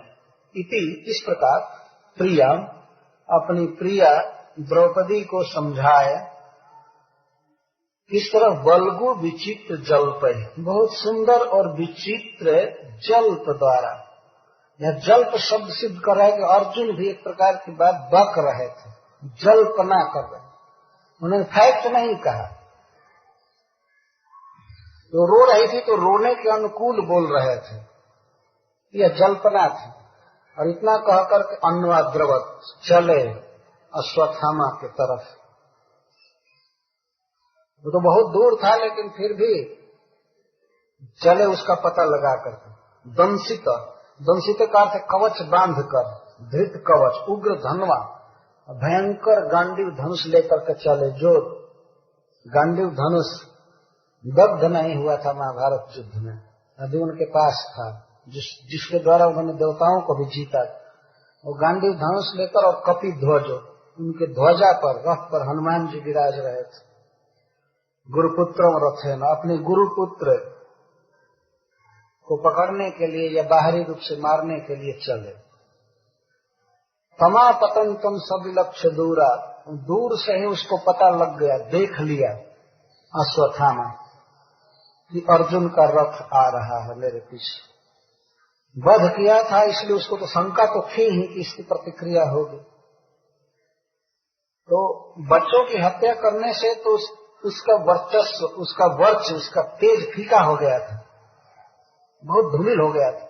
आखिर वो अभी एक वीर था वास्तव में, महाभारत में बहुत उसने चमत्कार किया था, बहुत बड़ा वीर था। लेकिन एक क्षणिक इमोशन में आकर के दुर्योधन की दुर्दशा को देख करके उसने ये गलत काम कर दिया। वह इस तरह से नीच व्यक्ति नहीं था अश्वत्थामा, लेकिन बड़ा बड़ा आदमी भी कुछ समय पा करके ऐसी गलती कर देता है। ऊपर ही शुद्ध गोस्वामी समाधान कर रहे हैं कि भर्तु प्रियम द्रोणी रीतिस्म पश्चिम, इससे दुर्योधन का प्रिय होगा, ये सोच करके वो मारा था। प्रिय हुआ नहीं वो दूसरी बात, तो गलती तो हो गई थी। और एक बड़े व्यक्ति से जब गलती होती है तो उसकी छवि धूमिल हो जाती है, वो मन ही मन सोचा करता है मैं क्या किया। बहुत घुट रहा था अश्वत्थामा, उसके मन में बड़ा अफसोस था। जब देखा कि अर्जुन मेरे पीछे आ रहे हैं तो वह भी एक रथ पर चढ़ करके भाग चला। तो अर्जुन जब जा रहे थे रथ से तो उनके मन में यही भाव था, गुरुपुत्र, मैं अपने गुरुपुत्र के पीछे जा रहा हूं। अर्जुन के भाव का अनुवाद कर रहे हैं शुद्ध गोस्वामी, गुरुपुत्रम रथेन, हंतारम या हत्यारे के पास में जा रहा हूं, ये उनके मन में भाव नहीं था। कि इस शोक की दशा में भी अर्जुन धर्म को नहीं भूले थे। भक्तों पर बड़े बड़े संकट आते हैं लेकिन उस संकट में वे अपना कर्तव्य नहीं भूल जाते हैं, संबंध नहीं भूल जाते हैं। तो अर्जुन भी नहीं भूले थे, और उतना दुख में द्रौपदी थी, द्रौपदी भी नहीं भूली थी। अपना दुख हो रहा था, वे रो गा रहे थे, लेकिन इसको भी नहीं भूल पाए कि हमारे गुरु का पुत्र है, उसका वध नहीं होना चाहिए। द्रौपदी इसको नहीं भूल पाई थी, वो बदला लेना नहीं चाहती थी, वो अपना दुख रो रही थी। और अर्जुन भी इसी तरह के थे, ये गुरुपुत्र का वध करने वाले नहीं थे, लेकिन फिर भी चले। उनको देखकर तम आप द्रवंतम का तो देखा कि ये तो हमको मारने आ रहे हैं, हमारे तरफ आ रहे हैं। तो दूरा कुमारहा उद्विग्न मना रथे न, कुमारों की हत्या करने वाला, बच्चों की हत्या करने वाला धृतराष्ट्र रथ से भाग चला। अब इनका रथ तेज चलने वाला था तो उसका भी रथ तेज चलने वाला था, वो भागा। एक प्रश्न होता है, क्या उसे अपने कीर्ति की कामना नहीं हुई? युद्ध छोड़ करके भागने पर तो उसकी अपकीर्ति हुई होगी। तो सूर्य उत्तर देते हैं, प्राण परीक्षु। अब उस समय उसे कीर्ति प्यारी नहीं थी, प्राण प्यारा था। और उसने क्या सोचा, कीर्ति की कामना छोड़ दिया और उसे प्राण प्रिय था, तो प्राण बचाने के लिए भागा। जावत गमम, जहां तक जा सकता था। यावत गमम, जहां तक जा सकता था भागा भागा। तो उसके भागने का और अर्जुन के पीछे से खदेड़ने का दृष्टांत सूत जी बोल रहे हैं, जथा रुद्र भयात क, जैसे रुद्र के भय से ब्रह्मा जी भागे थे। तो दृष्टांत बता रहा है कि ब्रह्मा जी मारे नहीं जाएंगे। एक बार ब्रह्मा जी का मन मलिन हो गया 2-4 मिनट के लिए अपनी पुत्री के प्रति। इस बात का पता जब उनके पुत्र को लगा, शिव जी को, कि हमारे पिताजी में इस तरह का दुर्विचार हो, तो ब्रह्मा जी का वध करने के लिए त्रिशूल उठा करके चल दिए। इस तरह का नालायक ब्रह्मा तो सृष्टि में कोई नहीं हुआ। बहुत ब्रह्मा हुए होंगे, लेकिन ऐसा नालायक ब्रह्मा जो अपनी पुत्री के प्रति कुदृष्टि रखे, ऐसा कोई नहीं हुआ। बाप है तो इससे क्या। और भगवान शिव मारने के लिए चल दिए, तो उनके भय से ब्रह्मा जी भागते रहे, कांप रहे थे ब्रह्मा जी। अंत में वे क्षमा मांगे तो भगवान शिव माफ कर दिए, छोड़ दिए। अथवा रुद्र भया जथार कह, जथा और कह, एक बार रुद्र के भय से सूर्य भगवान भागे थे। तो रुद्र से बहुत भय होता है बड़े बड़े लोगों को। तो रुद्र भया जथा और कह, सूर्य भगवान भागे थे। एक बार की बात है, एक विद्युत माली नाम का असुर था, वो भगवान शिव को प्रसन्न किया तपस्या करके। तो भगवान शिव उसे सूर्य के समान ज्योतिर्मान रथ दिए, विमान दिए। उस विमान पर उड़ा करता था, चलता था, और जहाँ सूर्य अस्त हो जाते थे, प्रकाश नहीं रहता था, वहाँ वो विमान लेकर के सूर्य की तरफ प्रकाश देता था। तो इससे लोगों को सोने में, आराम करने में बहुत डिस्टर्ब होता था। रात की भी बहुत आवश्यकता है है ना। रात की कितनी जरूरत है। दिन की अपेक्षा ज्यादा जरूरत रात की है, आराम की जरूरत। और दूसरे सूर्य के समान चमकता था, लोगों को बड़ा डिस्टर्ब होता था। दिन रात्रि का भेद मिट गया। तो लोगों ने शिकायत किया भगवान सूर्य से, देवताओं ने कहा और लोगों ने कि ये आपकी अनुपस्थिति में हम लोगों को बहुत डिस्टर्ब कर रहा है। आप आते हैं तो हम लोग काम धंधा करते हैं, सोचते हैं बाद में सो जाएं, तो ये आकर के फिर सवेरा कर देते। तो भगवान सूर्य को बहुत क्रोध हुआ। उन्होंने अपनी तीखी किरणों से उसके विमान को जलाकर राख कर दिया। लेकिन इस पर उन्होंने विचार नहीं किया किस कंपनी का विमान था ये तो रुद्र कंपनी से निकला था। और विद्युत माली जाकर के शिव जी से शिकायत किया कि आपके दिए हुए विमान को सूर्य जला दिए। तो भगवान शिव बहुत क्रोधित हुए और त्रिशूल उठा करके सूर्य को मारने के लिए चले। यही पता नहीं इनका भी दिमाग क्या है। अब विश्व के जो इतने बड़े उपकारी हैं उनको मारने के लिए चल दिए। तो भगवान सूर्य भागे, बहुत डर रहे थे, कांप रहे थे। तो लोलार्क कहते हैं उस समय सूर्य की जो दशा थी, लोल अर्क, चंचल सूर्य कांप रहे थे भय से रुद्र के। भागते भागते भागते भागते वाराणसी में जाकर के उन्हीं के धाम में, भगवान शिव के धाम में, घर में गिरे। वाराणसी में का स्थान है अस्सी के पास, उसको लोलार्क कहते हैं आज भी वो स्थान बनारस। तो वहीं पर वो गिरे थे। तो बाद में शिव जी ने क्षमा कर दिया, छोड़ दिया, मारा नहीं।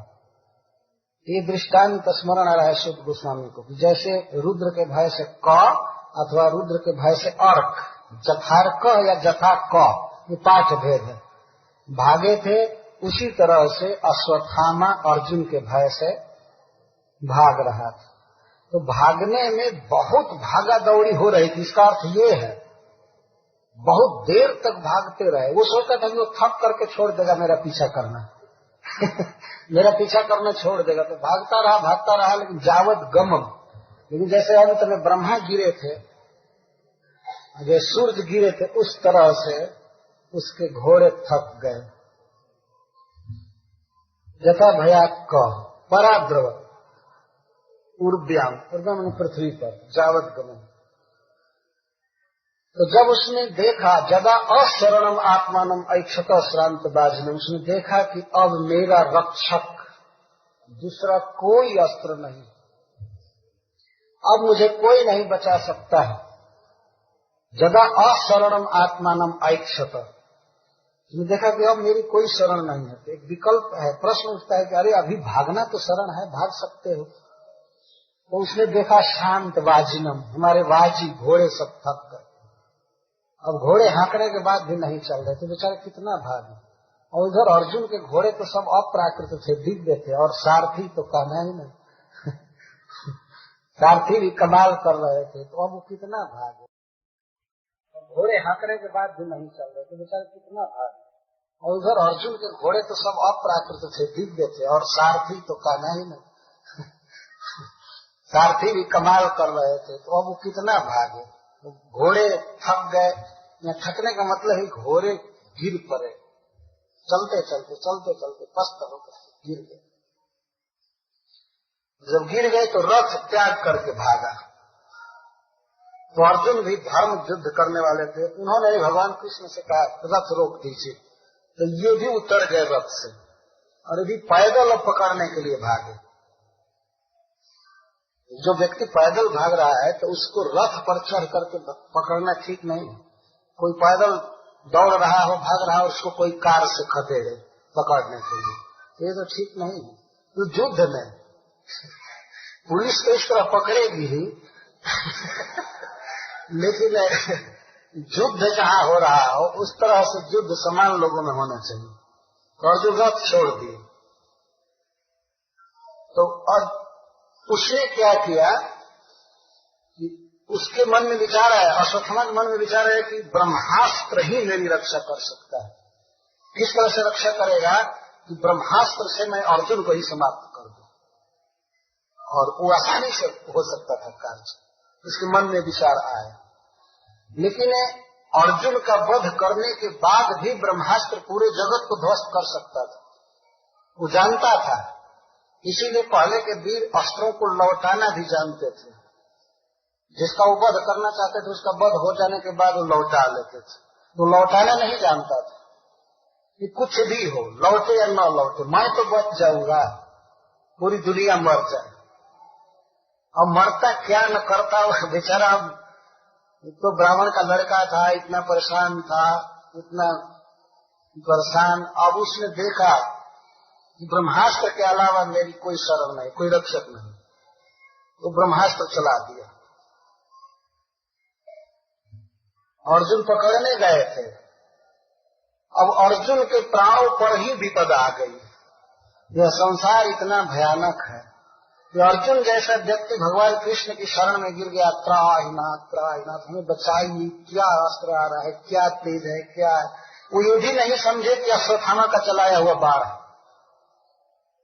अश्वत्थामा जब वो बाण चलाया तो शुरू में वो बिल्कुल साधारण बाण लगा, और जाकर के आकाश में बहुत आग उगलने लगा। बहुत से अनंत संख्या में बाण उससे उत्पन्न होने लगा। सारा संसार बाण से अग्नि से भर गया, और वो अग्नि अर्जुन के तरफ लक्ष्य करके आने लगा। अर्जुन ने इस तरह से देखा। श्रील प्रभुपाद जी लिखे हैं इसको कि अश्वत्थामा का ब्रह्मास्त्र, ये ब्रह्मास्त्र समथिंग लाइक न्यूक्लियर बम ये होता है, विकीर्ण होता है, पूरा वायुमंडल ही आग में बदल जाएगा। ऐसा पता नहीं किस तरह का न्यूक्लियर बम होता है, ऐसे उसका विकीर्ण होता है, पूरी त्रिलोकी आग से भर जाती है। अश्वत्थामा इस तरह से चला है। जदा अशरणम आत्मानम ऐक्षत श्रांत वाजिनम अस्त्रम ब्रह्म शिरो मेने आत्मत्राणम द्विजात्मज। आत्मत्राणम, मेरी रक्षा यही करेगा। और अर्जुन को तो मरना ही था उस दिन। यह जो अश्वत्थामा की प्रवृत्ति है केवल नई नहीं है। कोई भी व्यक्ति इस तरह का संकट आने पर विवेक खो देता है, कुछ भी हो, लेकिन मैं तो बच जाऊंगा, उसने ये सोचा। आत्मत्राण और द्विजात्मज उसकी अदूरदर्शिता को सूचित कर रहा है। द्विजात्मज था, क्षत्रिय होता तो कुछ और विचार करता, या उसकी कच्चे उम्र को भी सिद्ध कर रहा है। बच्चा था अभी अश्वत्थामा। बच्चे सच्चे भी होते हैं और कच्चे भी होते हैं, पक्का नहीं होते। तो कहते बच्चा सच्चा होता है लेकिन बच्चा कच्चा भी होता है। समझ में बात नहीं आई। मैं इसके द्वारा कितना बड़ा विनाश करूंगा। जो अर्जुन लौटाना नहीं जानते ब्रह्मास्त्र को, तो विश्व का प्रलय अब होने वाला था।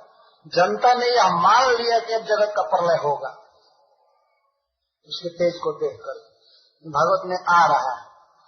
माना कि अब तो प्रलय आ गया, क्योंकि लोग कथाओं में, शास्त्र में सुनते हैं, पढ़ते हैं कि प्रलय में सारा जगत में आग भर जाती है। तो इधर से कोई आग लगाया नहीं, कोई इधर से लगाया नहीं, आकाश में भह भह भह केवल आग कहाँ से आ गई। प्रलय होने वाला है, जनता ने यही मान लिया, सब घबरा गए, हाहाकार करने लगे। इस तरह वो अपनी रक्षा के लिए चलाया। लेकिन ब्रह्मास्त्र चलाने में कुछ विधि होती है। वो तुरंत उपस्पृश्य सलिलम, जल से आचमन किया, कुल्ला किया, पहले आचमन करके और समाहित कुछ मंत्र पढ़ा, मंत्र पढ़ करके एकाग्र चित्त से संदधे, संधान किया। अजानन उपसंहार, उसका उपसंहार करना नहीं जानता था, लौटाना नहीं जानता था। तो प्रश्न होता है, जब लौटाना नहीं जानता था तो क्यों चला दिया? कहते प्राण कृच्छ उपस्थित, प्राण संकट उपस्थित हो गया था इसलिए चला दिया। उसने बुद्धि काम नहीं की, गलती पर गलती करता जा रहा है। प्राण कृच्छ उपस्थित, किसी व्यक्ति को कोई मारने के लिए आ रहा हो तो उसमें बुद्धि काम करेगी, तो उसके पास जो शक्ति रहेगी वो लगा देगा, चाहे आगे जो कुछ भी हो देखा जाएगा, जो होगा देखा जाएगा। ऐसे कहकर आदमी टाल देता है। तो चला है ततः प्रादुष्कृतम तेज प्रचंडम सर्वतो दिशम। तो उस ब्रह्मास्त्र से बहुत वेग से और बहुत विस्तार से अग्नि छा गया, आकाश निकलने लगा। अग्नि के बाण करोड़ों करोड़ों निकलने लगे, उससे सारा जगत आग से भर गया। प्रादुष्कृतम प्रचंडम सर्वतो दिशम, उस आग के लिए सूर्य कहते हैं प्रचंडम, भयानक आग। साधारण यहाँ जो हम लोग आग तापते हैं, थोड़ा सा जलाते हैं, ये आग तो उसके करोड़वें अंश के बराबर भी नहीं, कुछ नहीं। प्रचंड आग और सर्वतो दिशम, समस्त दिशाओं में फैलने लगा। प्राणा पद्म अभिप्रेक्ष्य विष्णु जिष्णुर्वाच, जिष्णु ने देखा, मतलब अर्जुन का एक नाम है जिष्णु। जिष्णु ने देखा कि प्राण आपदम, अब तो मेरी जान जाएगी। चले थे अश्वत्थामा को पकड़ने के लिए अब तो अपनी ही जान जाने वाली। प्राण आपदम, प्राणस्य आपदम अभिप्रेक्ष, समझ गए कि अब मुझे मरना पड़ेगा। तो विष्णु से बोले, श्री कृष्ण से बोले, विष्णु से जिष्णु बोले। जिष्णु का अर्थ होता है जो सदा जयशील होता है, कभी नहीं हारता है, तो जिष्णु कहता है। जो सभी युद्धों में जीत सकता है, जीता है आज तक, और जीतने के कारण ही अर्जुन को एक नाम दिया गया था जिष्णु। लेकिन जिष्णु भी आज विष्णु की शरण ले रहा है, जो सदा जीता था, जयशील है, उसके भी प्राणों पर आपद आ गई। देखिए भगवान में और दूसरे व्यक्ति में भेद। और विष्णु वहां कोई हाथ में अस्त्र भी नहीं लिए थे, सारथी का काम कर रहे थे। रथी सारथी को बचाता है, नियम यह है, सारथी की रक्षा करता है। सारथी भी बचाता है लेकिन रथ संचालन द्वारा बचाता है, और अस्त्र शस्त्र से बचावे ऐसा ही सारथी का काम नहीं है। रथ संचालन के द्वारा भले वो बचा सकता है, लेकिन महारथी अर्जुन श्री कृष्ण के चरण में गिर गए कि बचाइए बचाइए बचाइए, अब तो मैं मरने वाला हूँ। वो समझ गए कि यह बाण मेरे तरफ आ रहा है, और भयानक ऐसा उन्होंने देखा नहीं था, इतना भयानक बाण इस तरह से। उनके पास भी ब्रह्मास्त्र था, वो चलाना जानते भी थे, लेकिन फालतू क्यों इस तरह का काम करें। तो वे समझ नहीं पाए कि ये ब्रह्मास्त्र है। तो विष्णु कृष्ण को कहा गया। विष्णु का अर्थ है जो इस जगत को उत्पन्न किए हैं और सब जगह हैं, सबका पालन करते हैं, इसलिए उनको विष्णु कहते हैं। समय पड़ने पर पता चलता है कि भगवान क्या है और व्यक्ति क्या है। ऐसे तो दोनों मित्र थे, कोई भी कह देगा अर्जुन और कृष्ण एक समान है। कभी कभी अर्जुन व्यंग में कहते भी थे कि, लेकिन कृष्ण आप में तो बहुत बहुत गुण है, लेकिन एक ही कमी है कि आप झूठ कभी नहीं बोलते हैं। मतलब उनके कहने का ऐसा था, व्यंग करते थे कि तुम बहुत झूठ बोलते हैं। और कृष्ण इसीलिए कहे गीता में कि तुम घोषणा करो कि कृष्ण के भक्त का नाश नहीं होता है, नहीं तो हमारी बात पर कोई विश्वास नहीं करता। अर्जुन और युधिष्ठिर महाराज ये प्रख्यात थे सत्य बोलने वाले, और भगवान श्री कृष्ण प्रख्यात थे झूठ बोलने वाले। परंतु उनका झूठ बोलना भी भगवान है, सत्य का ही एक दूसरा रूप है। तो अर्जुन कभी कभी मजाक करते थे, और आज सारथी बना ही लिए हैं, सारथी बना करके अपना रथ हंकवा रहे थे। लेकिन जब समय पड़ा तब पता चला कि सारथी क्या है। तो प्राण बचाने के लिए अब वो किसकी शरण में? कृष्ण की शरण में गिर गए। शरण में क्या कहते हैं? अर्जुन वाच कृष्ण कृष्ण महाभाग भक्ता नाम भयंकर त्वमेको दह्यमाना नाम अपवर घोष संस्कृत। कृष्ण कृष्ण, इसको संस्कृत में विप्सा कहते हैं। 2 बार जब कोई शब्द बोला जाता है तो उसको विप्सा कहते हैं। और कोई व्यक्ति जब 2 बार बोलता है तो उसके कई कई अर्थ होते हैं। यहाँ कृष्ण कृष्ण संभ्रम को सूचित कर रहा है। कृष्ण कृष्ण बचाओ बचाओ बचाओ, 2 बार नाम निकला। अथवा हमारे आचार्य टीका करते हैं कि भगवान का नाम सभी विपत्तियों से रक्षा करता है, इसलिए नाम का भी आश्रय ले रहे हैं। कृष्ण कृष्ण, बहुत बड़ी बड़ी विपत्तियों से व्यक्ति बच सकता है महामंत्र के कीर्तन से। हरे कृष्णा कृष्णा कृष्णा हरे हरे, हरे राम राम राम हरे। तो इतना बड़ा विश्व विजयी योद्धा अर्जुन अंत में भगवान के नाम का आश्रय ले रहे हैं। कृष्ण कृष्ण भक्ता नाम भयंकर, हे महाभाग, हे महान ऐश्वर्यशाली, हे भक्तों को अभय करने वाले, आप ही एकमात्र जन्म मरण के भय से सभी जीवों की रक्षा करते हैं, जलन से रक्षा करते हैं। संसार के आग से भी, संसार दावानल से आप बचाते हैं सभी जीवों को। केवल आप, तुम एक केवल आप ही बचा सकते हैं जन्म मृत्यु आदि दुख से। फिर इस आग से बचाना आपके लिए कौन बड़ी बात है? कुछ भी हो, पूरे ब्रह्मांड में आग लगी हो, लेकिन यह आग जन्म मृत्यु की आग के सामने कुछ भी नहीं है। जीव जलता रहता है शोक में। इसे संसार दावा नलवीध लोक। संसार मतलब जन्म मरण भूख प्यास रोग दुख बुढ़ापा। तो बहुवचन में कह रहे हैं कि दह्यमाना नाम, जो इस संसार दावानल में झुलस रहे हैं, दग्ध हो रहे हैं, उनके लिए आप ही एक अपवर्ग असि। संस्कृत से आप ही अपवर्ग है, अपवर्जयिता मतलब उसे जलन से मुक्त करने वाले आप हैं। आप ही बचा सकते हैं। इसका अर्थ है कि जब श्री कृष्ण की शरण लिए अर्जुन, रथ पर से तुरंत सारथी के पास पहुंच करके हाथ जोड़ करके और लगे कि हमें त्राहि मेरी रक्षा कीजिए, तो मानो भगवान ने कहा कि अरे हमारी शरण क्यों ले रहे हैं? तो कहते हैं क्योंकि तुम एक केवल आप ही दुख से मुक्त कर सकते हैं, सबको मुक्त करते हैं। यह अर्जुन के मुख से भगवान कृष्ण का गुणानुवाद है। तो सभी व्यक्ति, सभी लोग इस संसार में जल रहे हैं दुख से, और उस दुख से मुक्त कौन कर सकता है? कृष्ण। किसका अनुभव है? जो संसार में सबसे बड़ा वीर था, सबसे बड़ा धीर व्यक्ति, जो भगवत गीता का अधिकारी है, श्रोता है, वो बोल रहा है केवल आप दुख से मुक्त कर सकते हैं जीवों को। तो फिर कौन ऐसा व्यक्ति होगा जो कृष्ण की शरण नहीं लेगा, यदि उसके पास कुछ ब्रेन होगा तो, है ना। यदि एकदम ब्रेनहीन है, बुद्धिहीन है, बुद्धू है, तब तो वो दूसरे की शरण ले सकता है, इसमें तो कोई संदेह है नहीं। एक शब्द रिजर्व अर्थ ले रहा है, केवल कृष्ण दुख से मुक्त कर सकते हैं और कोई नहीं।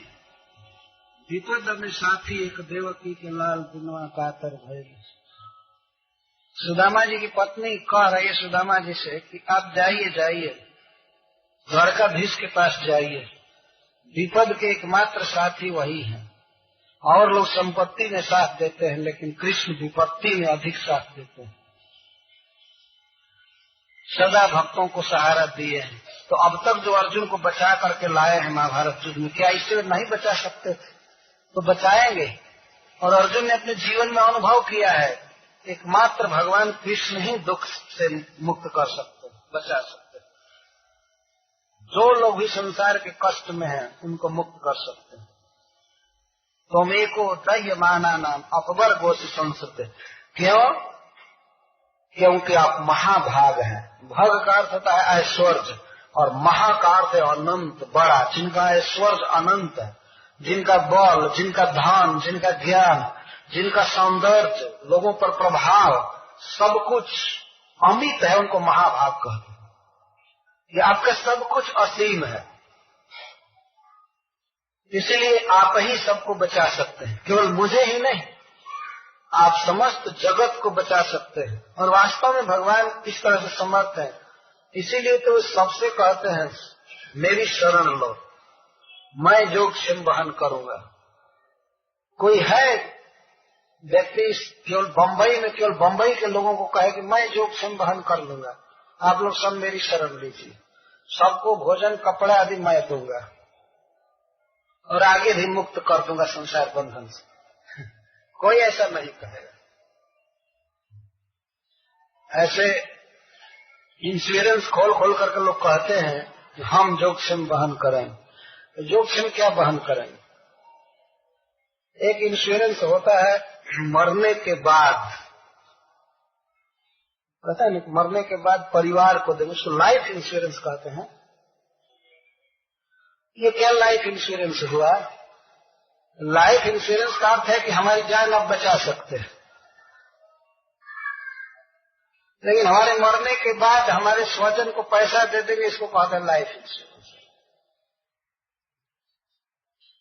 तो सारे दुनिया प्रकट देख रही, सुन रही। और मैं तो ये भी पढ़ा हूँ, योग क्षेमम वहां में हम अपने ऑफिस या ऑफिस के बाहर लिखे रहते हैं, है ना। भगवान का पद ले लिया, गीता बोल रहे हैं योग क्षेम वहन हम करें। योग का अर्थ है कि जो नहीं है उसको मैं दूंगा, जुटाऊंगा, और क्षेम का अर्थ जो है उसको बचाऊंगा, जो है उसकी रक्षा करूंगा, जो नहीं है वो जुटा जुटा करके दूंगा। योग क्षेमम वहान, भगवान कहते हैं मैं योग क्षेम वहन करता हूँ। किसका?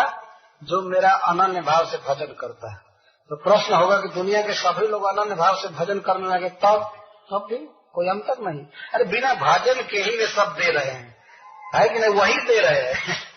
हवा, पानी, पृथ्वी सब दे रहे हैं। मैं इस विषय पर बहुत बोला करता हूँ, सब कुछ भगवान दे रहे हैं। ये योगक्षेम वहन है, सबको सब कुछ दे रहे हैं। तो फिर शरण ले लेने पर स्पेशली क्यों नहीं देंगे? भागवत में कहीं कहीं शब्द आते रहते हैं, उन शब्दों पर विशेष ध्यान देना चाहिए। अर्जुन यह कहते कि आप संसार बंधन में जलने वाले जीवों को, संसार के दवानल में जलने वाले जीवों को मुक्त करने वाले, तो ठीक है भाई, कृष्ण है, लेकिन इसके साथ संभावना रहती है कि कुछ और भी होंगे। ये भी है, कुछ और भी होंगे, लेकिन अर्जुन वाद कर रहे हैं, निषेध कर रहे हैं, और कोई नहीं है, इसलिए एक और शब्द का प्रयोग कर रहे हैं, बस अकेले आप, और कोई नहीं, केवल आप हैं। तो हम लोगों का कर्तव्य है प्रवचन में कहना और कोई नहीं, है ना। क्योंकि आज लोग एक का अर्थ उतना क्लियर नहीं समझेंगे, एक बस। और एक का अर्थ यह नहीं हुआ कि चलो भाई अपने समान यही है, और लोग भी दुख मिटाने वाले हैं कुछ परसेंटेज, नहीं, 1% भी कोई दुख मिटा नहीं सकता, केवल भगवान दुख मिटाता है। तो अर्जुन जैसा विजेता और जो प्रख्यात है वास्तव में, उनके समान कोई सफल व्यक्ति नहीं हुआ, जो इसी देह से स्वर्ग और देवताओं की रक्षा किए। भगवान शिव को युद्ध में संतुष्ट किया है अर्जुन ने। इनके युद्ध कला से प्रसन्न होकर के प्रलय करने वाला अपना अस्त्र दिए थे अर्जुन को। जानते थे कि युद्ध होगा आगे, तो स्नेह से अर्जुन को उन्होंने दिया था प्रसन्न होकर। अर्जुन कभी उस पाशुपतास्त्र को नहीं चलाया, विश्व का प्रलय करता। इंद्रदेव दिए थे और सभी लोकपाल लोग अपना अपना अस्त्र दिए थे अर्जुन को। सभी इतना प्रेम करते थे, इनमें इतना बल था। और सबसे बड़ा गुण तो है कि भगवान श्री कृष्ण जिससे इतना स्नेह करे, अब उसके लिए कहना ही कि कौन गुण बाकी रह जाएगा। जिसके सारथी बने, जिसके साथ खाए खेले। दुर्योधन की सभा में भगवान ने स्पष्ट कहा था संधिदूत बन करके जाने पर, श्लोक है, भगवान कहते हैं जो अर्जुन का शत्रु है वो मेरा शत्रु है, जो अर्जुन का मित्र है वो मेरा मित्र है। मैं किसी भी हालत में अर्जुन को नहीं छोड़ सकता। सभा में इस तरह की बात कहना बहुत मुश्किल की बात, और भगवान अपने समधि से बात कर रहे थे दुर्योधन से। वो कहा कि आप खा लीजिए, आराम कर लीजिए, आपके लिए सबसे अच्छा गेस्ट हाउस संवार करके रखा गया है, सब एसी रूम है, अटैच बाथरूम है, सब कुछ है, सब मार्बल से मढ़ा हुआ है, आप इसमें रहिए। आपको युधिष्ठिर का दूत कहने में शर्म नहीं लगती है? मैं कहा सोच रहा था कि हमारे समधी आ रहे हैं, आप द्वारकाधीश आ रहे हैं, आपका स्वागत होना चाहिए, तो आप अपने मुख से कहते हैं मैं युधिष्ठिर का दूत हूँ। छी छी। हाथी हाथी शोर भैली, हाथी करे टी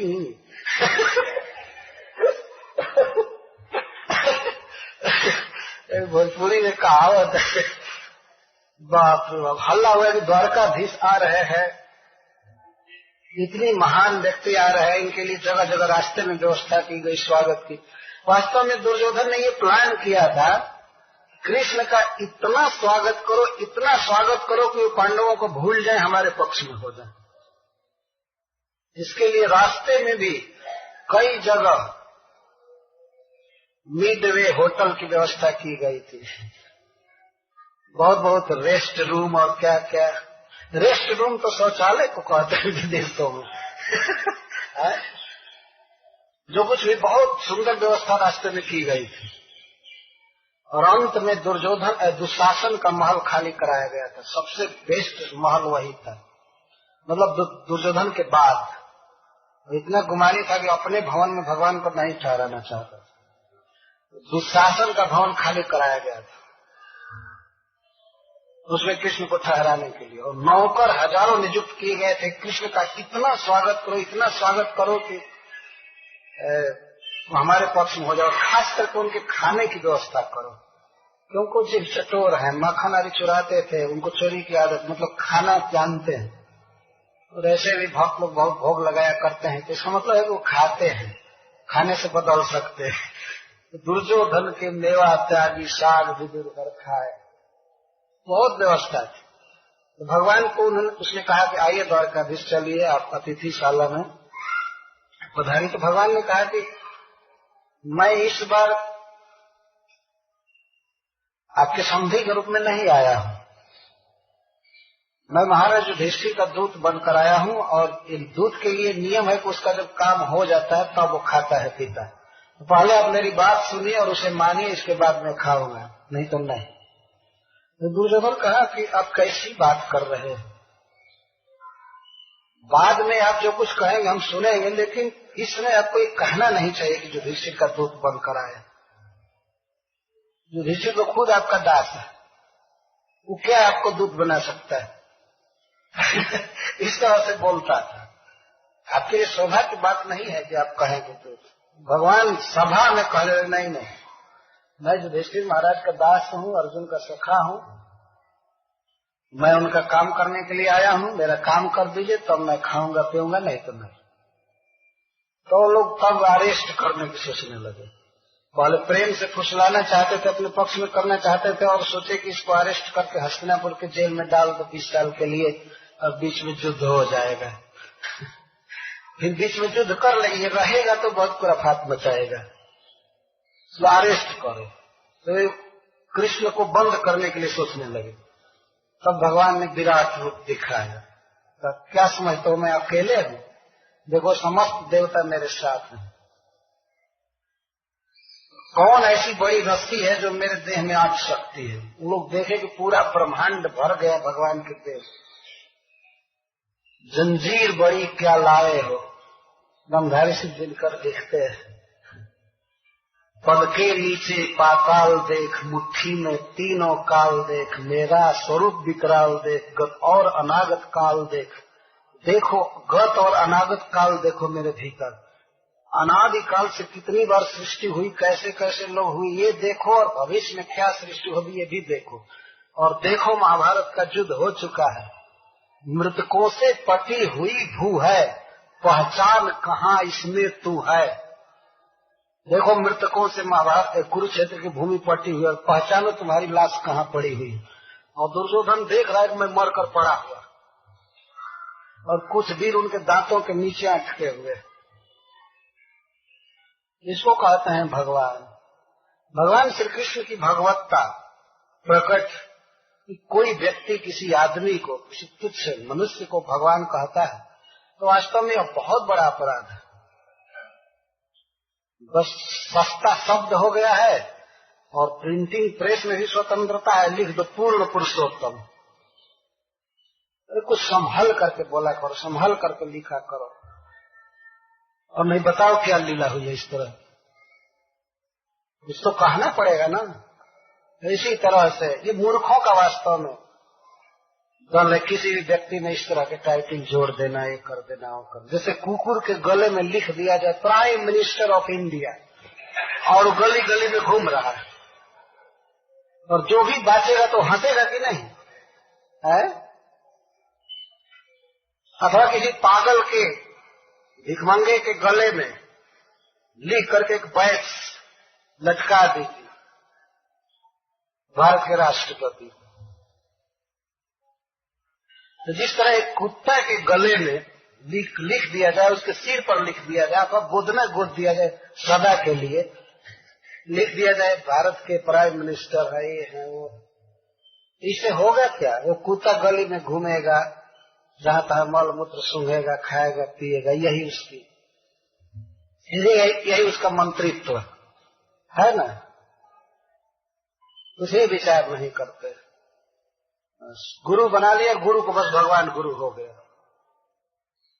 कलयुग में ये था, त्रेता में ये था, तो कलयुग में ये आ गया। इस तरह के पागल लोग बहुत बहुत बोल रहे हैं, बहुत बहुत। क्या मैं नाम रखूं? इस पवित्र मंच से इन दुष्टों का नाम लेना ठीक नहीं है ना।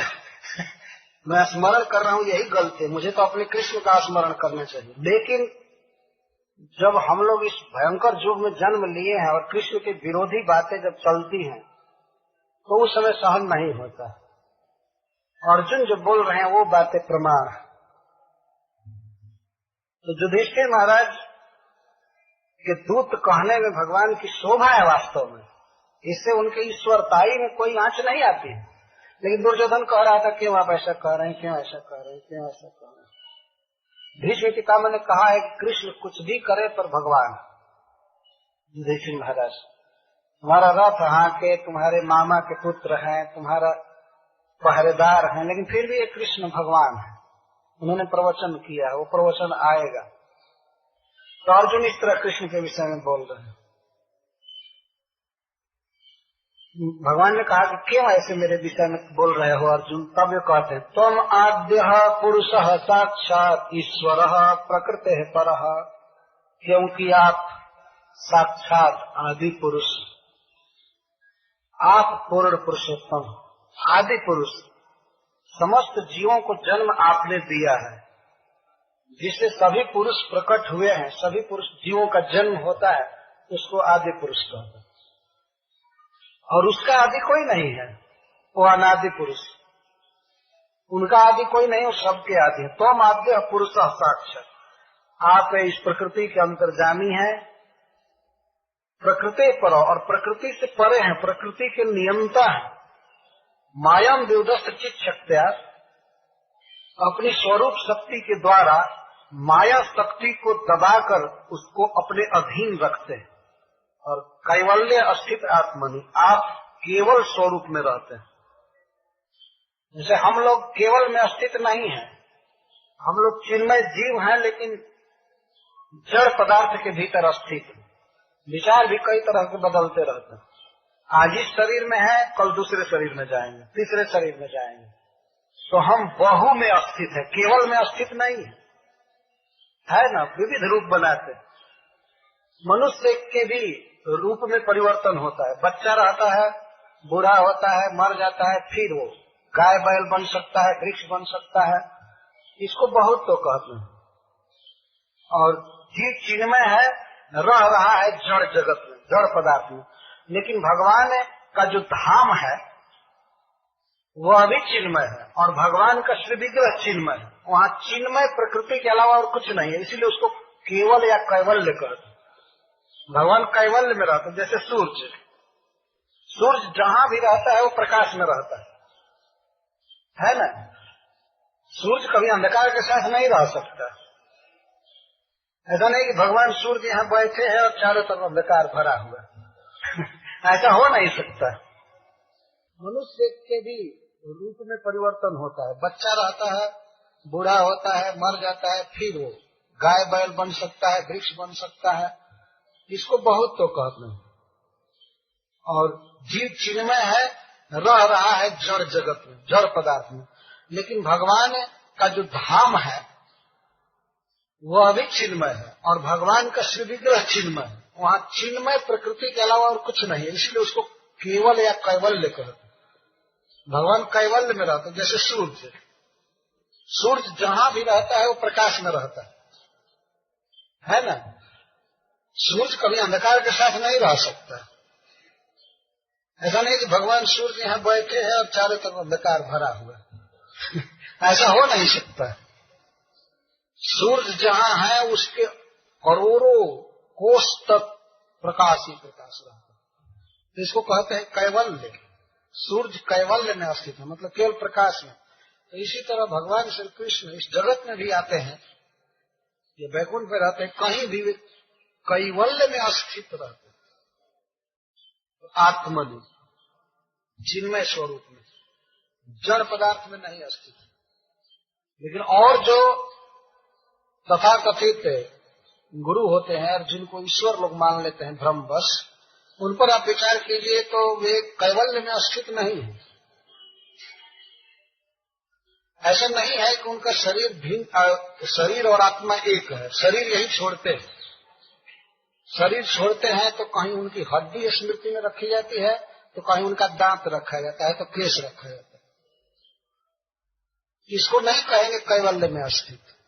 कैवल्य का मतलब है कि वो शरीर ही आत्मा है और गया अपने धाम में। अवशेष, अब हाड़ चाम ये सब अवशेष नहीं रहेगा। नहीं तो ऐसा नहीं कहा जाएगा कि केवल में स्थित है। ऐसा कहने पर कहा जाएगा अकैवल्य में स्थित। कोई भी व्यक्ति मरता है तो उसका शरीर यही रह जाता है ना, और वो चला जाता है। इसका अर्थ है कि कैवल्य में स्थित नहीं है, केवल चिन्मय प्रकृति में स्थित नहीं है। बहुत बहुत कम विशेष। तो भगवान श्री कृष्ण कैवल्य में स्थित है। और स एव, और वही प्रभु अपनी स्वरूप में रहते हुए ही जीव लोक से माया मोहित चित्त से, माया से भ्रमित चित्त वाले जीव के हित के लिए धर्म आदि श्रेय की व्यवस्था करते हैं। और सब जीव मायाबद्ध हैं और भगवान माया से परे हैं, तो माया मोहित चित्त वाले जीवों के लिए भगवान ये सब श्रेय आदि की व्यवस्था करते हैं, सब कुछ देते हैं। हवा से लेकर, भोजन से लेकर के स्वर्ग आदि जो कुछ दे सब भगवान देते हैं, वही बनाए। जैसे कोई कहे कि हम स्वर्ग जाएंगे, स्वर्ग जाना चाहते हैं, लेकिन स्वर्ग बनाया कौन? प्रश्न होगा ना। यहाँ डोंबिवली में इतना घर है, मकान है, सबसे पहले पता लगाना पड़ता है किसका घर है, हम उसमें जा सकते हैं नहीं जा सकते।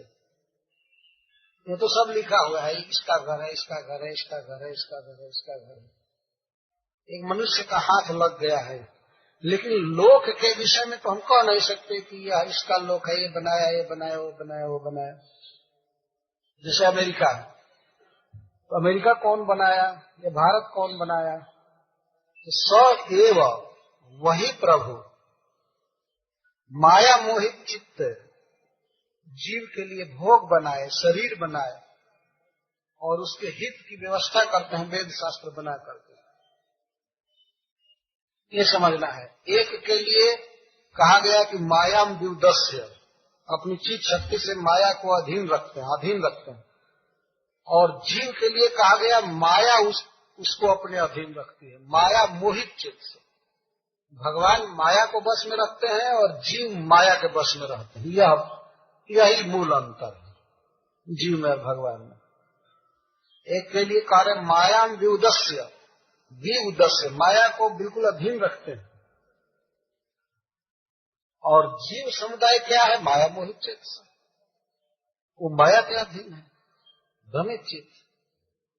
तो ऐसे माया मोहित जीवों के लिए भगवान सब व्यवस्था करते हैं, जो कुछ भी श्रेय धर्मादि लक्षण, धर्म पालन आदि करे, विधि देते हैं और स्वर्ग बनाए हैं, वैकुंठ बनाए, सब कुछ करते हैं।